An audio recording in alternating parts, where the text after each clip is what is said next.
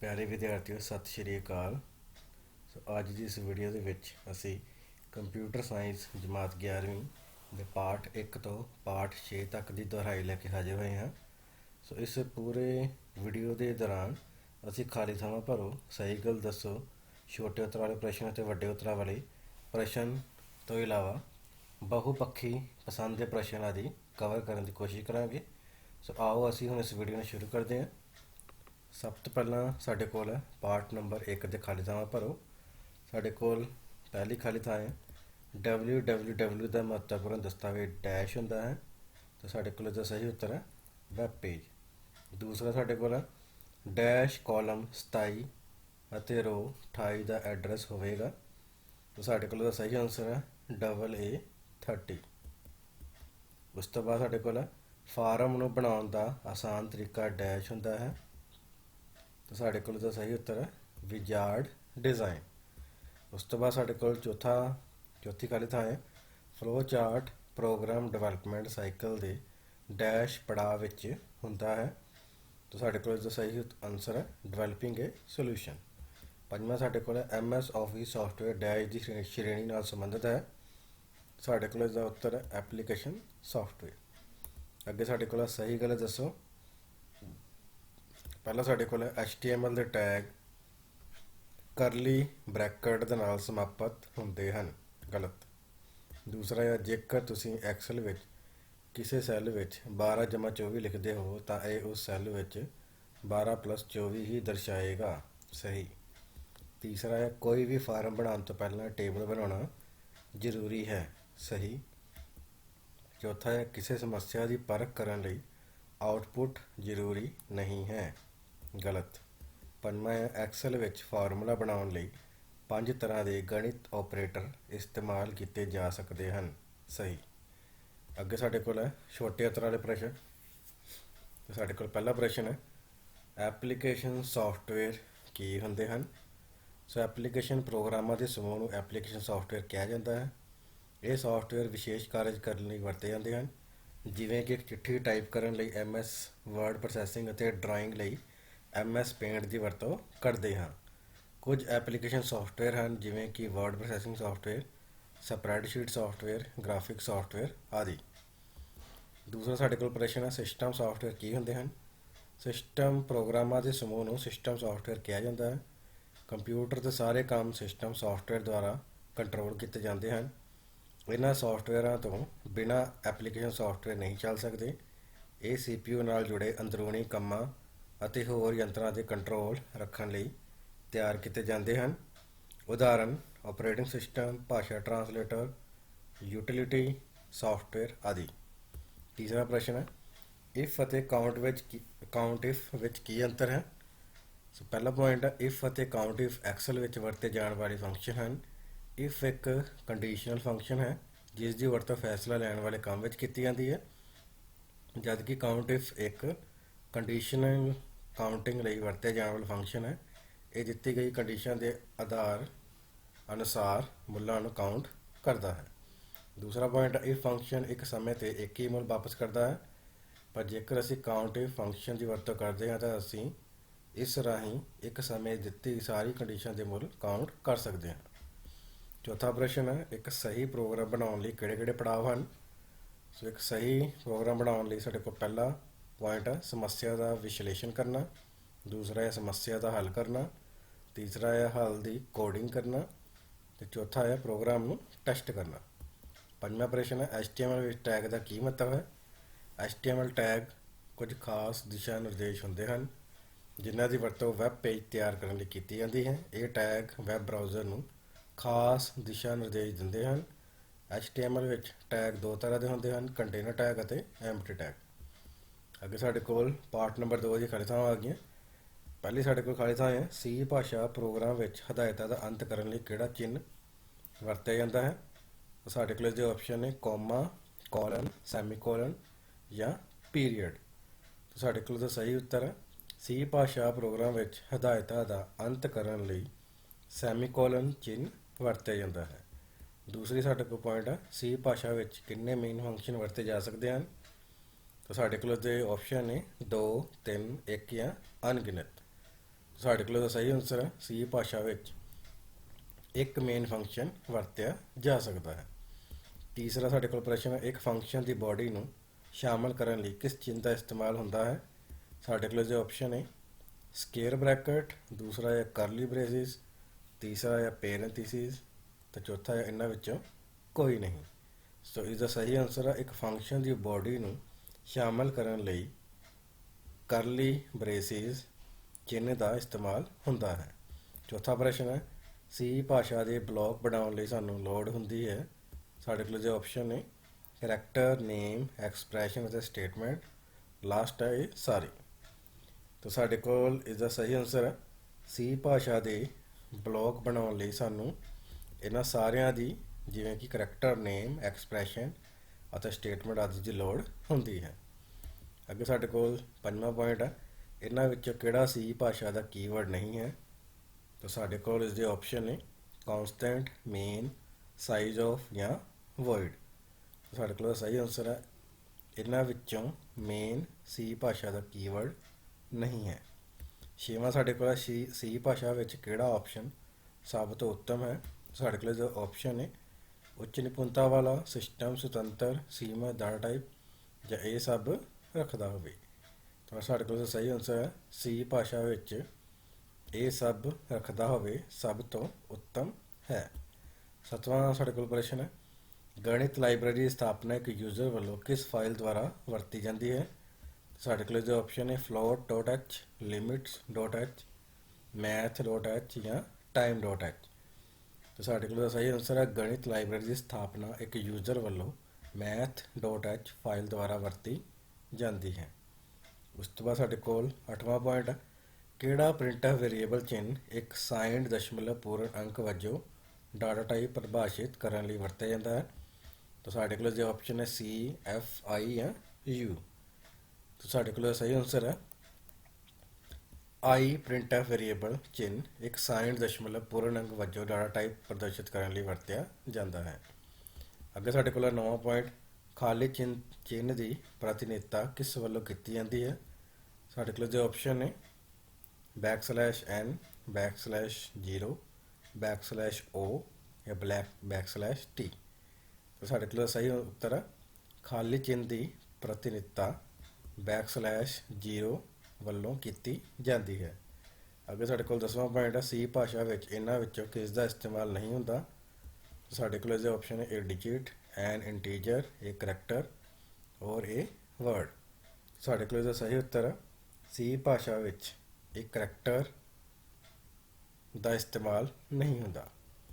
ਅੱਗੇ ਸਾਡੇ ਕੋਲ ਸਹੀ ਗੱਲ ਦੱਸੋ। ਪਹਿਲਾ ਪੁਆਇੰਟ ਹੈ ਸੀ ਭਾਸ਼ਾ ਚੇਂਜ ਕੇਸ ਹੈ, ਸਹੀ। ਦੂਸਰਾ ਹੈ ਜੇਕਰ ਇੱਕ ਪ੍ਰੋਗਰਾਮ ਵਿੱਚ ਲੌਜੀਕਲ ਗਲਤੀਆਂ ਹੋਣ ਤਾਂ ਇਹ ਕੰਪਾਈਲੇਸ਼ਨ ਨਹੀਂ ਕੀਤਾ ਜਾ ਸਕਦਾ, ਗਲਤ। ਤੀਸਰਾ ਹੈ ਖਾਲੀ ਸਥਾਨ ਨੂੰ ਸਫੇਦ ਚਿੰਨ੍ਹ ਜਾਂ ਵਾਈਟ ਸਪੇਸ ਕਰੈਕਟਰ ਵੀ ਕਿਹਾ ਜਾਂਦਾ ਹੈ, ਸਹੀ। ਚੌਥਾ ਹੈ ਨਲ ਸਟ੍ਰਿੰਗ ਦੀ ਨੁਮਾਇੰਦਗੀ ਡਬਲ ਕੋਟ ਦੁਆਰਾ ਕੀਤੀ ਜਾਂਦੀ ਹੈ, ਸਹੀ। ਪੰਜਵਾਂ ਹੈ ਸੀ ਇੱਕ ਸਧਾਰਨ, ਬਹੁ ਉਪਯੋਗੀ ਅਤੇ ਵਧੇਰੇ ਸਪਸ਼ਟ ਆਮ ਮੰਤਵ ਭਾਸ਼ਾ ਹੈ, ਗਲਤ। ਅੱਗੇ ਸਾਡੇ ਕੋਲ ਨਿਮਨਲਿਖਤ ਲਈ ਉੱਚ ਸ਼ਬਦ ਲਿਖੋ। ਤਾਂ ਪਹਿਲਾਂ ਸਾਡੇ ਕੋਲ ਸੀ ਭਾਸ਼ਾ ਕਿਸ ਲੈਵਲ ਦੀ ਭਾਸ਼ਾ ਹੈ। ਤਾਂ ਸਾਡੇ ਕੋਲ ਇਸਦਾ ਸਹੀ ਉੱਤਰ ਹੈ ਮਿਡਲ ਪੱਧਰ ਦੀ। ਦੂਸਰਾ ਹੈ ਸੀ ਭਾਸ਼ਾ ਦੀ ਹਰ ਇੱਕ ਸਟੇਟਮੈਂਟ ਕਿਸ ਦੇ ਨਾਲ ਖਤਮ ਹੁੰਦੀ ਹੈ। ਸਾਡੇ ਕੋਲ ਸਹੀ ਉੱਤਰ ਹੈ ਸੀ ਭਾਸ਼ਾ ਦੀ ਹਰ ਇੱਕ ਸਟੇਟਮੈਂਟ ਸੈਮੀਕੋਲਨ ਦੇ ਨਾਲ ਖਤਮ ਹੁੰਦੀ ਹੈ। ਤੀਸਰਾ ਪ੍ਰਸ਼ਨ ਹੈ ਜ਼ੀਰੋ ਮੁੱਲ ਦੇ ਨਾਲ ਕਿਹੜਾ ਚਿੰਨ੍ਹ ਹੁੰਦਾ ਹੈ। ਤਾਂ ਸਾਡੇ ਕੋਲ ਇਸਦਾ ਸਹੀ ਉੱਤਰ ਹੈ ਜ਼ੀਰੋ ਮੁੱਲ ਦੇ ਨਾਲ \0 ਚਿੰਨ੍ਹ ਹੁੰਦਾ ਹੈ। ਚੌਥਾ ਪ੍ਰਸ਼ਨ ਹੈ \t ਡਬਲ ਕੋਟ ਸੀ ਵਿੱਚ ਵਿਸ਼ੇਸ਼ ਚਿੰਨ੍ਹ ਦੀ ਨੁਮਾਇੰਦਗੀ ਕਰਦਾ ਹੈ, ਇਸ ਨੂੰ ਅਸੀਂ ਟੈਬ ਕਹਿੰਦੇ ਹਾਂ। ਪੰਜਵਾਂ ਹੈ ਕੰਪਾਈਲੇਸ਼ਨ ਸਮੇਂ ਨਿਰਦੇਸ਼ ਕਿਸ ਨਾਲ ਪਰਿਭਾਸ਼ਿਤ ਹੁੰਦਾ ਹੈ। ਸੋ ਕੰਪਾਈਲੇਸ਼ਨ ਸਮੇਂ ਜਿਹੜਾ ਨਿਰਦੇਸ਼ ਹੈ ਉਹ #define ਕੀਵਰਡ ਦੇ ਨਾਲ ਪਰਿਭਾਸ਼ਿਤ ਹੁੰਦਾ ਹੈ। ਅੱਗੇ ਸਾਡੇ ਕੋਲ ਛੋਟੇ ਉੱਤਰ ਵਾਲੇ ਪ੍ਰਸ਼ਨ। ਤਾਂ ਸਾਡੇ ਕੋਲ ਇਸਦਾ ਪਹਿਲਾ ਪ੍ਰਸ਼ਨ ਹੈ ਸੀ ਭਾਸ਼ਾ ਦੀਆਂ ਕਿਹੜੀਆਂ ਸੀਮਾਵਾਂ ਹਨ। ਤਾਂ ਸੀ ਭਾਸ਼ਾ ਦੀ ਜਿਹੜੀ ਪਹਿਲੀ ਸੀਮਾ ਹੈ ਸੀ ਭਾਸ਼ਾ ਕੇਸ ਸੈਂਸਿਟਿਵ ਭਾਸ਼ਾ ਹੈ। ਸੀ ਭਾਸ਼ਾ ਦਾ ਡਾਟਾ ਉੱਪਰ ਕੋਈ ਕੰਟਰੋਲ ਨਹੀਂ ਹੁੰਦਾ। ਇਹ ਭਾਸ਼ਾ ਸਿੱਖਣ ਵਿੱਚ ਔਖੀ ਹੁੰਦੀ ਹੈ। ਇਹ ਭਾਸ਼ਾ ਆਬਜੈਕਟ ਓਰੀਐਂਟਡ ਪ੍ਰੋਗਰਾਮਿੰਗ ਦੇ ਸਿਧਾਂਤਾਂ ਉੱਪਰ ਆਧਾਰਿਤ ਨਹੀਂ ਹੈ। ਸੀ ਭਾਸ਼ਾ ਵਿੱਚ ਰਨ ਟਾਈਮ ਤੇ ਆਉਣ ਵਾਲੀ ਗਲਤੀ ਨੂੰ ਹੈਂਡਲ ਨਹੀਂ ਕੀਤਾ ਜਾ ਸਕਦਾ। ਦੂਸਰਾ ਪ੍ਰਸ਼ਨ ਹੈ, ਸੀ ਭਾਸ਼ਾ ਦੇ ਪ੍ਰਯੋਗ ਖੇਤਰਾਂ ਦਾ ਵਰਣਨ ਕਰੋ। ਸੋ ਪਹਿਲਾ ਇਸਦਾ ਪ੍ਰਯੋਗ ਖੇਤਰ ਹੈ ਐਪਲੀਕੇਸ਼ਨ ਪ੍ਰੋਗਰਾਮ ਬਣਾਉਣ ਲਈ, ਦੂਸਰਾ ਵਪਾਰਕ ਖੇਤਰਾਂ ਵਿੱਚ, ਤੀਸਰਾ ਸਿਸਟਮ ਸੌਫਟਵੇਅਰ ਬਣਾਉਣ ਵਿੱਚ, ਚੌਥਾ ਗ੍ਰਾਫਿਕਸ ਐਪਲੀਕੇਸ਼ਨਾਂ ਬਣਾਉਣ ਵਿੱਚ, ਪੰਜਵਾਂ ਹਾਰਡਵੇਅਰ ਡਰਾਈਵ ਸੌਫਟਵੇਅਰ ਬਣਾਉਣ ਵਿੱਚ, ਛੇਵਾਂ ਹੈ ਡਾਟਾਬੇਸ ਬਣਾਉਣ ਵਿੱਚ, ਅਤੇ ਸੱਤਵਾਂ ਹੈ ਭਾਸ਼ਾ ਇੰਟਰਪ੍ਰੇਟਰ ਬਣਾਉਣ ਵਿੱਚ। ਤੀਸਰਾ ਸਾਡੇ ਕੋਲ ਪ੍ਰਸ਼ਨ ਹੈ ਪ੍ਰੀ ਪ੍ਰੋਸੈਸਰ ਨਿਰਦੇਸ਼ ਜਾਂ ਪ੍ਰੀ ਪ੍ਰੋਸੈਸਰ ਡਾਇਰੈਕਟਿਵਸ ਕੀ ਹੁੰਦੀਆਂ ਹਨ। ਸੀ ਭਾਸ਼ਾ ਵਿੱਚ ਪ੍ਰੋਗਰਾਮ ਨੂੰ ਕੰਪਾਈਲ ਕਰਦੇ ਸਮੇਂ ਕੁਝ ਪ੍ਰਕਿਰਿਆਵਾਂ ਕੀਤੀਆਂ ਜਾਂਦੀਆਂ ਹਨ। ਉਹ ਹਦਾਇਤਾਂ ਜਿਹੜੀਆਂ ਇਹ ਪ੍ਰਕਿਰਿਆਵਾਂ ਕਰਦੀਆਂ ਹਨ ਉਹਨਾਂ ਨੂੰ ਪ੍ਰੀ ਪ੍ਰੋਸੈਸਰ ਕਿਹਾ ਜਾਂਦਾ ਹੈ। ਸੀ ਪ੍ਰੋਗਰਾਮ ਨੂੰ ਕੰਪਾਈਲ ਕਰਨ ਤੋਂ ਪਹਿਲਾਂ ਪ੍ਰੀ ਪ੍ਰੋਸੈਸਰ ਦਿਸ਼ਾ ਨਿਰਦੇਸ਼ ਲਾਗੂ ਕੀਤੇ ਜਾਂਦੇ ਹਨ। ਪ੍ਰੀ ਪ੍ਰੋਸੈਸਰ ਨਿਰਦੇਸ਼ ਹੈਸ਼ ਚਿੰਨ੍ਹ ਤੋਂ ਸ਼ੁਰੂ ਹੁੰਦੇ ਹਨ। ਉਦਾਹਰਨ ਦੇ ਲਈ ਹੈਸ਼ ਡਿਫਾਈਨ, ਹੈਸ਼ ਇਨਕਲੂਡ ਆਦਿ। ਅੱਗੇ ਸਾਡੇ ਕੋਲ ਚੌਥਾ ਪ੍ਰਸ਼ਨ ਹੈ, ਗਲੋਬਲ ਡੈਕਲਾਰੇਸ਼ਨ ਤੋਂ ਤੁਸੀਂ ਕੀ ਸਮਝਦੇ ਹੋ। ਵੇਰੀਏਬਲ ਅਤੇ ਫੰਕਸ਼ਨ ਜਿਨ੍ਹਾਂ ਦੀ ਹੋਂਦ ਮੇਨ ਫੰਕਸ਼ਨ ਅਤੇ ਹੋਰ ਯੂਜ਼ਰ ਡਿਫਾਈਨਡ ਫੰਕਸ਼ਨਾਂ ਤੋਂ ਬਾਹਰ ਕੀਤੀ ਜਾਂਦੀ ਹੈ ਉਹਨਾਂ ਦੀ ਡੈਕਲਾਰੇਸ਼ਨ ਨੂੰ ਗਲੋਬਲ ਡੈਕਲਾਰੇਸ਼ਨ ਕਿਹਾ ਜਾਂਦਾ ਹੈ। ਜੇਕਰ ਗਲੋਬਲ ਵੇਰੀਏਬਲ ਨੂੰ ਕੋਈ ਵੀ ਮੁੱਲ ਅਸਾਈਨ ਨਾ ਕੀਤਾ ਜਾਵੇ ਤਾਂ ਉਸ ਦਾ ਮੁੱਲ 0 ਸੈੱਟ ਹੋ ਜਾਂਦਾ ਹੈ। ਜਿਵੇਂ ਕਿ ਤੁਸੀਂ ਹੇਠਾਂ ਪ੍ਰੋਗਰਾਮ ਦੇਖ ਪਾ ਰਹੇ ਹੋ, ਇਨਟ A, B ਅਤੇ C ਨੂੰ ਅਸੀਂ ਵੋਇਡ ਮੇਨ ਤੋਂ ਪਹਿਲਾਂ ਲਿਖਿਆ ਹੈ ਅਤੇ ਇਸ ਨੂੰ ਅਸੀਂ ਗਲੋਬਲ ਵੇਰੀਏਬਲ ਕਹਿੰਦੇ ਹਾਂ। ਅੱਗੇ ਸਾਡੇ ਕੋਲ ਪੰਜਵਾਂ ਪ੍ਰਸ਼ਨ ਹੈ, ਸੀ ਭਾਸ਼ਾ 'ਤੇ ਲਾਗੂ ਕਰਨ ਵਿੱਚ ਕਿਹੜੇ ਕਿਹੜੇ ਬੁਨਿਆਦੀ ਕਦਮ ਹੁੰਦੇ ਹਨ। ਤਾਂ ਸੀ ਪ੍ਰੋਗਰਾਮ ਨੂੰ ਲਾਗੂ ਕਰਨ ਲਈ ਸਾਡੇ ਕੋਲ 5 ਬੁਨਿਆਦੀ ਕਦਮ ਨੇ। ਪਹਿਲਾ ਹੈ ਪ੍ਰੋਗਰਾਮ ਫਾਈਲ ਬਣਾਉਣਾ, ਦੂਸਰਾ ਹੈ ਪ੍ਰੋਗਰਾਮ ਨੂੰ ਸੇਵ ਕਰਨਾ, ਤੀਸਰਾ ਹੈ ਪ੍ਰੋਗਰਾਮ ਨੂੰ ਕੰਪਾਈਲ ਕਰਨਾ, ਚੌਥਾ ਹੈ ਸਿਸਟਮ ਲਾਇਬ੍ਰੇਰੀ ਫੰਕਸ਼ਨਾਂ ਨੂੰ ਲਿੰਕ ਕਰਨਾ, ਅਤੇ ਆਖੀਰਲਾ ਸਾਡੇ ਕੋਲ ਹੈ ਪ੍ਰੋਗਰਾਮ ਨੂੰ ਰਨ ਕਰਕੇ ਵੇਖਣਾ ਜਾਂ ਰਨ ਕਰਨਾ। ਛੇਵਾਂ ਪ੍ਰਸ਼ਨ ਹੈ, ਕੰਪਾਈਲੇਸ਼ਨ ਅਤੇ ਲਿੰਕਿੰਗ ਦੀਆਂ ਕਿਹੜੀਆਂ ਅਵਸਥਾਵਾਂ ਹੁੰਦੀਆਂ ਹਨ। ਸੋ ਜਿਵੇਂ ਕਿ ਤੁਸੀਂ ਚਿੱਤਰ ਵੀ ਦੇਖ ਪਾ ਰਹੇ ਹੋ, ਸੀ ਭਾਸ਼ਾ ਦੇ ਪ੍ਰੋਗਰਾਮ ਨੂੰ ਕੰਪਾਈਲ ਅਤੇ ਲਿੰਕ ਕਰਨ ਦੀਆਂ ਸਾਡੇ ਕੋਲ ਇਹਨਾਂ ਅਵਸਥਾਵਾਂ ਨੂੰ ਦਰਸਾਉਂਦਾ ਹੈ। ਜਿਵੇਂ ਪਹਿਲੀ ਹੈ ਸੋਰਸ ਪ੍ਰੋਗਰਾਮ ਜਾਂ ਕੋਡ, ਦੂਸਰਾ ਹੈ ਪ੍ਰੀ ਪ੍ਰੋਸੈਸਰ, ਤੀਸਰਾ ਹੈ ਕੰਪਾਈਲਰ, ਕੰਪਾਈਲਰ ਤੋਂ ਬਾਅਦ ਲਾਇਬ੍ਰੇਰੀ, ਲਾਇਬ੍ਰੇਰੀ ਤੋਂ ਬਾਅਦ ਲਿੰਕਰ, ਲਿੰਕਰ ਤੋਂ ਬਾਅਦ ਪ੍ਰੋਗਰਾਮ ਨੂੰ ਚਲਾਉਣਾ। ਅੱਗੇ ਸਾਡੇ ਕੋਲ ਸੱਤਵਾਂ ਪ੍ਰਸ਼ਨ ਹੈ, ਪ੍ਰਿੰਟ ਐਫ ਅਤੇ ਸਕੈਨ ਐਫ ਵਿੱਚ ਕੀ ਅੰਤਰ ਹੈ। ਸੋ ਇਹ ਦੋਵੇਂ ਲਾਇਬ੍ਰੇਰੀ ਫੰਕਸ਼ਨ ਹਨ ਜੋ ਕਿ stdio.h ਫਾਈਲ ਵਿੱਚ ਮੌਜੂਦ ਹੁੰਦੇ ਹਨ। ਇਹਨਾਂ ਵਿੱਚ ਮੁੱਖ ਅੰਤਰ ਇਸ ਤਰ੍ਹਾਂ ਹਨ। ਪਹਿਲਾ ਹੈ ਪ੍ਰਿੰਟ ਐਫ। ਪ੍ਰਿੰਟ ਐਫ ਇਹ ਫਾਰਮੈਟਡ ਫੰਕਸ਼ਨ ਹੈ, ਫਾਰਮੈਟਡ ਆਊਟਪੁੱਟ ਫੰਕਸ਼ਨ ਹੈ, ਜਦਕਿ ਸਕੈਨ ਐਫ ਫਾਰਮੈਟਡ ਇਨਪੁੱਟ ਫੰਕਸ਼ਨ ਹੈ। ਪ੍ਰਿੰਟ ਐਫ ਫੰਕਸ਼ਨ ਦੀ ਵਰਤੋਂ ਫਾਰਮੈਟਡ ਆਊਟਪੁੱਟ ਨੂੰ ਮੋਨੀਟਰ ਸਕਰੀਨ ਉੱਪਰ ਦਰਸਾਉਣ ਲਈ ਕੀਤੀ ਜਾਂਦੀ ਹੈ, ਜਦਕਿ ਸਕੈਨ ਐਫ ਫੰਕਸ਼ਨ ਨਿਸ਼ਚਿਤ ਫਾਰਮੈਟ ਵਿੱਚ ਯੂਜ਼ਰ ਤੋਂ ਡਾਟਾ ਪ੍ਰਾਪਤ ਕਰਨ ਲਈ ਇਸ ਦੀ ਵਰਤੋਂ ਕੀਤੀ ਜਾਂਦੀ ਹੈ। ਤੀਸਰਾ ਪੁਆਇੰਟ ਹੈ, print F standard input output device monitor ਉੱਪਰ ਡਾਟਾ ਪ੍ਰਦਰਸ਼ਿਤ ਕਰਨ ਲਈ ਵਰਤਿਆ ਜਾਂਦਾ ਹੈ, ਜਦਕਿ scan F function standard input device keyboard ਤੋਂ ਡਾਟਾ ਪ੍ਰਾਪਤ ਕਰਨ ਲਈ ਵਰਤਿਆ ਜਾਂਦਾ ਹੈ। ਪ੍ਰਿੰਟ ਐਫ ਦੀ ਉਦਾਹਰਨ ਹੈ print F left parenthesis double code 'ਚ %d ਡਬਲ ਕੋਡ ਬੰਦ ਕੋਮਾ %a ਰਾਈਟ ਪੈਰੇਂਥੀਸਿਸ ਬੰਦ ਦੈਨ ਸੈਮੀਕੋਲਨ। ਉਸੇ ਤਰ੍ਹਾਂ ਸਕੈਨ ਐਫ ਦਾ ਸਿੰਟੈਕਸ ਹੈ ਜੋ ਉਦਾਹਰਨ ਹੈ scan f left parenthesis double quote ਵਿੱਚ %d ਉਸ ਤੋਂ ਬਾਅਦ ਕੋਮਾ %a ਬ੍ਰੈਕਟ ਬੰਦ ਦੈਨ ਸੈਮੀਕੋਲਨ। ਉਸ ਤੋਂ ਬਾਅਦ ਸਾਡੇ ਕੋਲ ਪ੍ਰਿੰਟ ਐਫ ਅਤੇ ਸਕੈਨ ਐਫ ਨੂੰ ਇਨਪੁੱਟ ਆਊਟਪੁੱਟ ਫੰਕਸ਼ਨ ਕਿਉਂ ਕਿਹਾ ਜਾਂਦਾ ਹੈ। ਤਾਂ ਸਾਡੇ ਕੋਲ ਇਸ ਦਾ ਉੱਤਰ ਹੈ, ਪ੍ਰਿੰਟ ਐਫ ਨੂੰ ਆਊਟਪੁੱਟ ਅਤੇ ਸਕੈਨ ਐਫ ਨੂੰ ਇਨਪੁੱਟ ਫੰਕਸ਼ਨ ਕਿਹਾ ਜਾਂਦਾ ਹੈ ਕਿਉਂਕਿ ਪ੍ਰਿੰਟ ਐਫ ਫੰਕਸ਼ਨ ਦੀ ਵਰਤੋਂ ਫਾਰਮੈਟਡ ਆਊਟਪੁੱਟ ਨੂੰ ਮੋਨੀਟਰ ਸਕਰੀਨ ਉੱਪਰ ਦਰਸਾਉਣ ਲਈ ਕੀਤੀ ਜਾਂਦੀ ਹੈ ਅਤੇ ਸਕੈਨ ਐਫ ਫੰਕਸ਼ਨ ਦੀ ਵਰਤੋਂ ਨਿਸ਼ਚਿਤ ਫਾਰਮੈਟ ਵਿੱਚ ਯੂਜ਼ਰ ਤੋਂ ਡਾਟਾ ਪ੍ਰਾਪਤ ਕਰਨ ਲਈ ਕੀਤੀ ਜਾਂਦੀ ਹੈ। ਇਹ ਦੋਵੇਂ ਫੰਕਸ਼ਨ stdio.h ਹੈਡਰ ਫਾਈਲ ਵਿੱਚ ਮੌਜੂਦ ਹੁੰਦੇ ਹਨ। ਨਵਾਂ ਪ੍ਰਸ਼ਨ ਹੈ, ਐਮਪਰਸੈਂਡ ਦਾ ਸਕੈਨ ਐਫ ਵਿੱਚ ਕੀ ਕੰਮ ਹੁੰਦਾ ਹੈ। ਤਾਂ ਚਿੰਨ੍ਹ ਐਮਪਰਸੈਂਡ ਐਡਰੈਸ ਆਪਰੇਟਰ ਹੈ, ਇਸ ਦੀ ਵਰਤੋਂ ਸਕੈਨ ਐਫ ਫੰਕਸ਼ਨ ਵਿੱਚ ਯੂਜ਼ਰ ਤੋਂ ਵੇਰੀਏਬਲ ਦਾ ਮੁੱਲ ਪ੍ਰਾਪਤ ਕਰਨ ਲਈ ਕੀਤੀ ਜਾਂਦੀ ਹੈ। ਐਮਪਰਸੈਂਡ ਚਿੰਨ੍ਹ ਸਕੈਨ ਐਫ ਫੰਕਸ਼ਨ ਵਿੱਚ ਇਨਪੁੱਟ ਪ੍ਰਾਪਤ ਕਰਨ ਵਾਲੇ ਵੇਰੀਏਬਲ ਦੇ ਮੈਮਰੀ ਐਡਰੈਸ ਨੂੰ ਦਰਸਾਉਂਦਾ ਹੈ। ਉਦਾਹਰਨ ਦੇ ਲਈ scan f left parenthesis double quote ਵਿੱਚ %d ਦੈਨ ਡਬਲ ਕੋਡ ਬੰਦ comma %x right parenthesis then semicolon. ਇਸ ਉਦਾਹਰਨ ਵਿੱਚ ਐਮਪਰਸੈਂਡ ਚਿੰਨ੍ਹ ਵੇਰੀਏਬਲ x ਦੇ ਮੈਮਰੀ ਐਡਰੈਸ ਨੂੰ ਦਰਸਾਉਂਦਾ ਹੈ। ਅੱਗੇ ਸਾਡੇ ਕੋਲ ਪਾਰਟ ਨੰਬਰ 3 ਦੇ ਬਹੁਪੱਖੀ ਪਸੰਦ ਦੇ ਪ੍ਰਸ਼ਨ ਆ ਗਏ। ਸਾਡੇ ਕੋਲ ਪਹਿਲਾ ਪ੍ਰਸ਼ਨ ਹੈ, ਇਹਨਾਂ ਵਿੱਚੋਂ ਕਿਹੜੀ ਸੀ ਵਿੱਚ ਇੱਕ ਠੀਕ ਡਾਟਾ ਟਾਈਪ ਨਹੀਂ ਹੈ। ਸਾਡੇ ਕੋਲ ਇਸਦੇ ਆਪਸ਼ਨ ਹੈ ਚਰਨ, ਫਲੋਟ, ਲੌਂਗ ਜਾਂ ਡਬਲ। ਸਾਡੇ ਕੋਲ ਸਹੀ ਉੱਤਰ ਹੈ ਇਹਨਾਂ ਵਿੱਚੋਂ ਚਰਨ ਸੀ ਵਿੱਚ ਇੱਕ ਠੀਕ ਡਾਟਾ ਟਾਈਪ ਨਹੀਂ ਹੈ। ਦੂਸਰਾ ਸਾਡੇ ਕੋਲ ਪ੍ਰਸ਼ਨ ਹੈ, ਇਹਨਾਂ ਵਿੱਚੋਂ ਕਿਹੜਾ ਅਰਥਮੈਟਿਕ ਆਪਰੇਟਰ ਨਹੀਂ ਹੈ।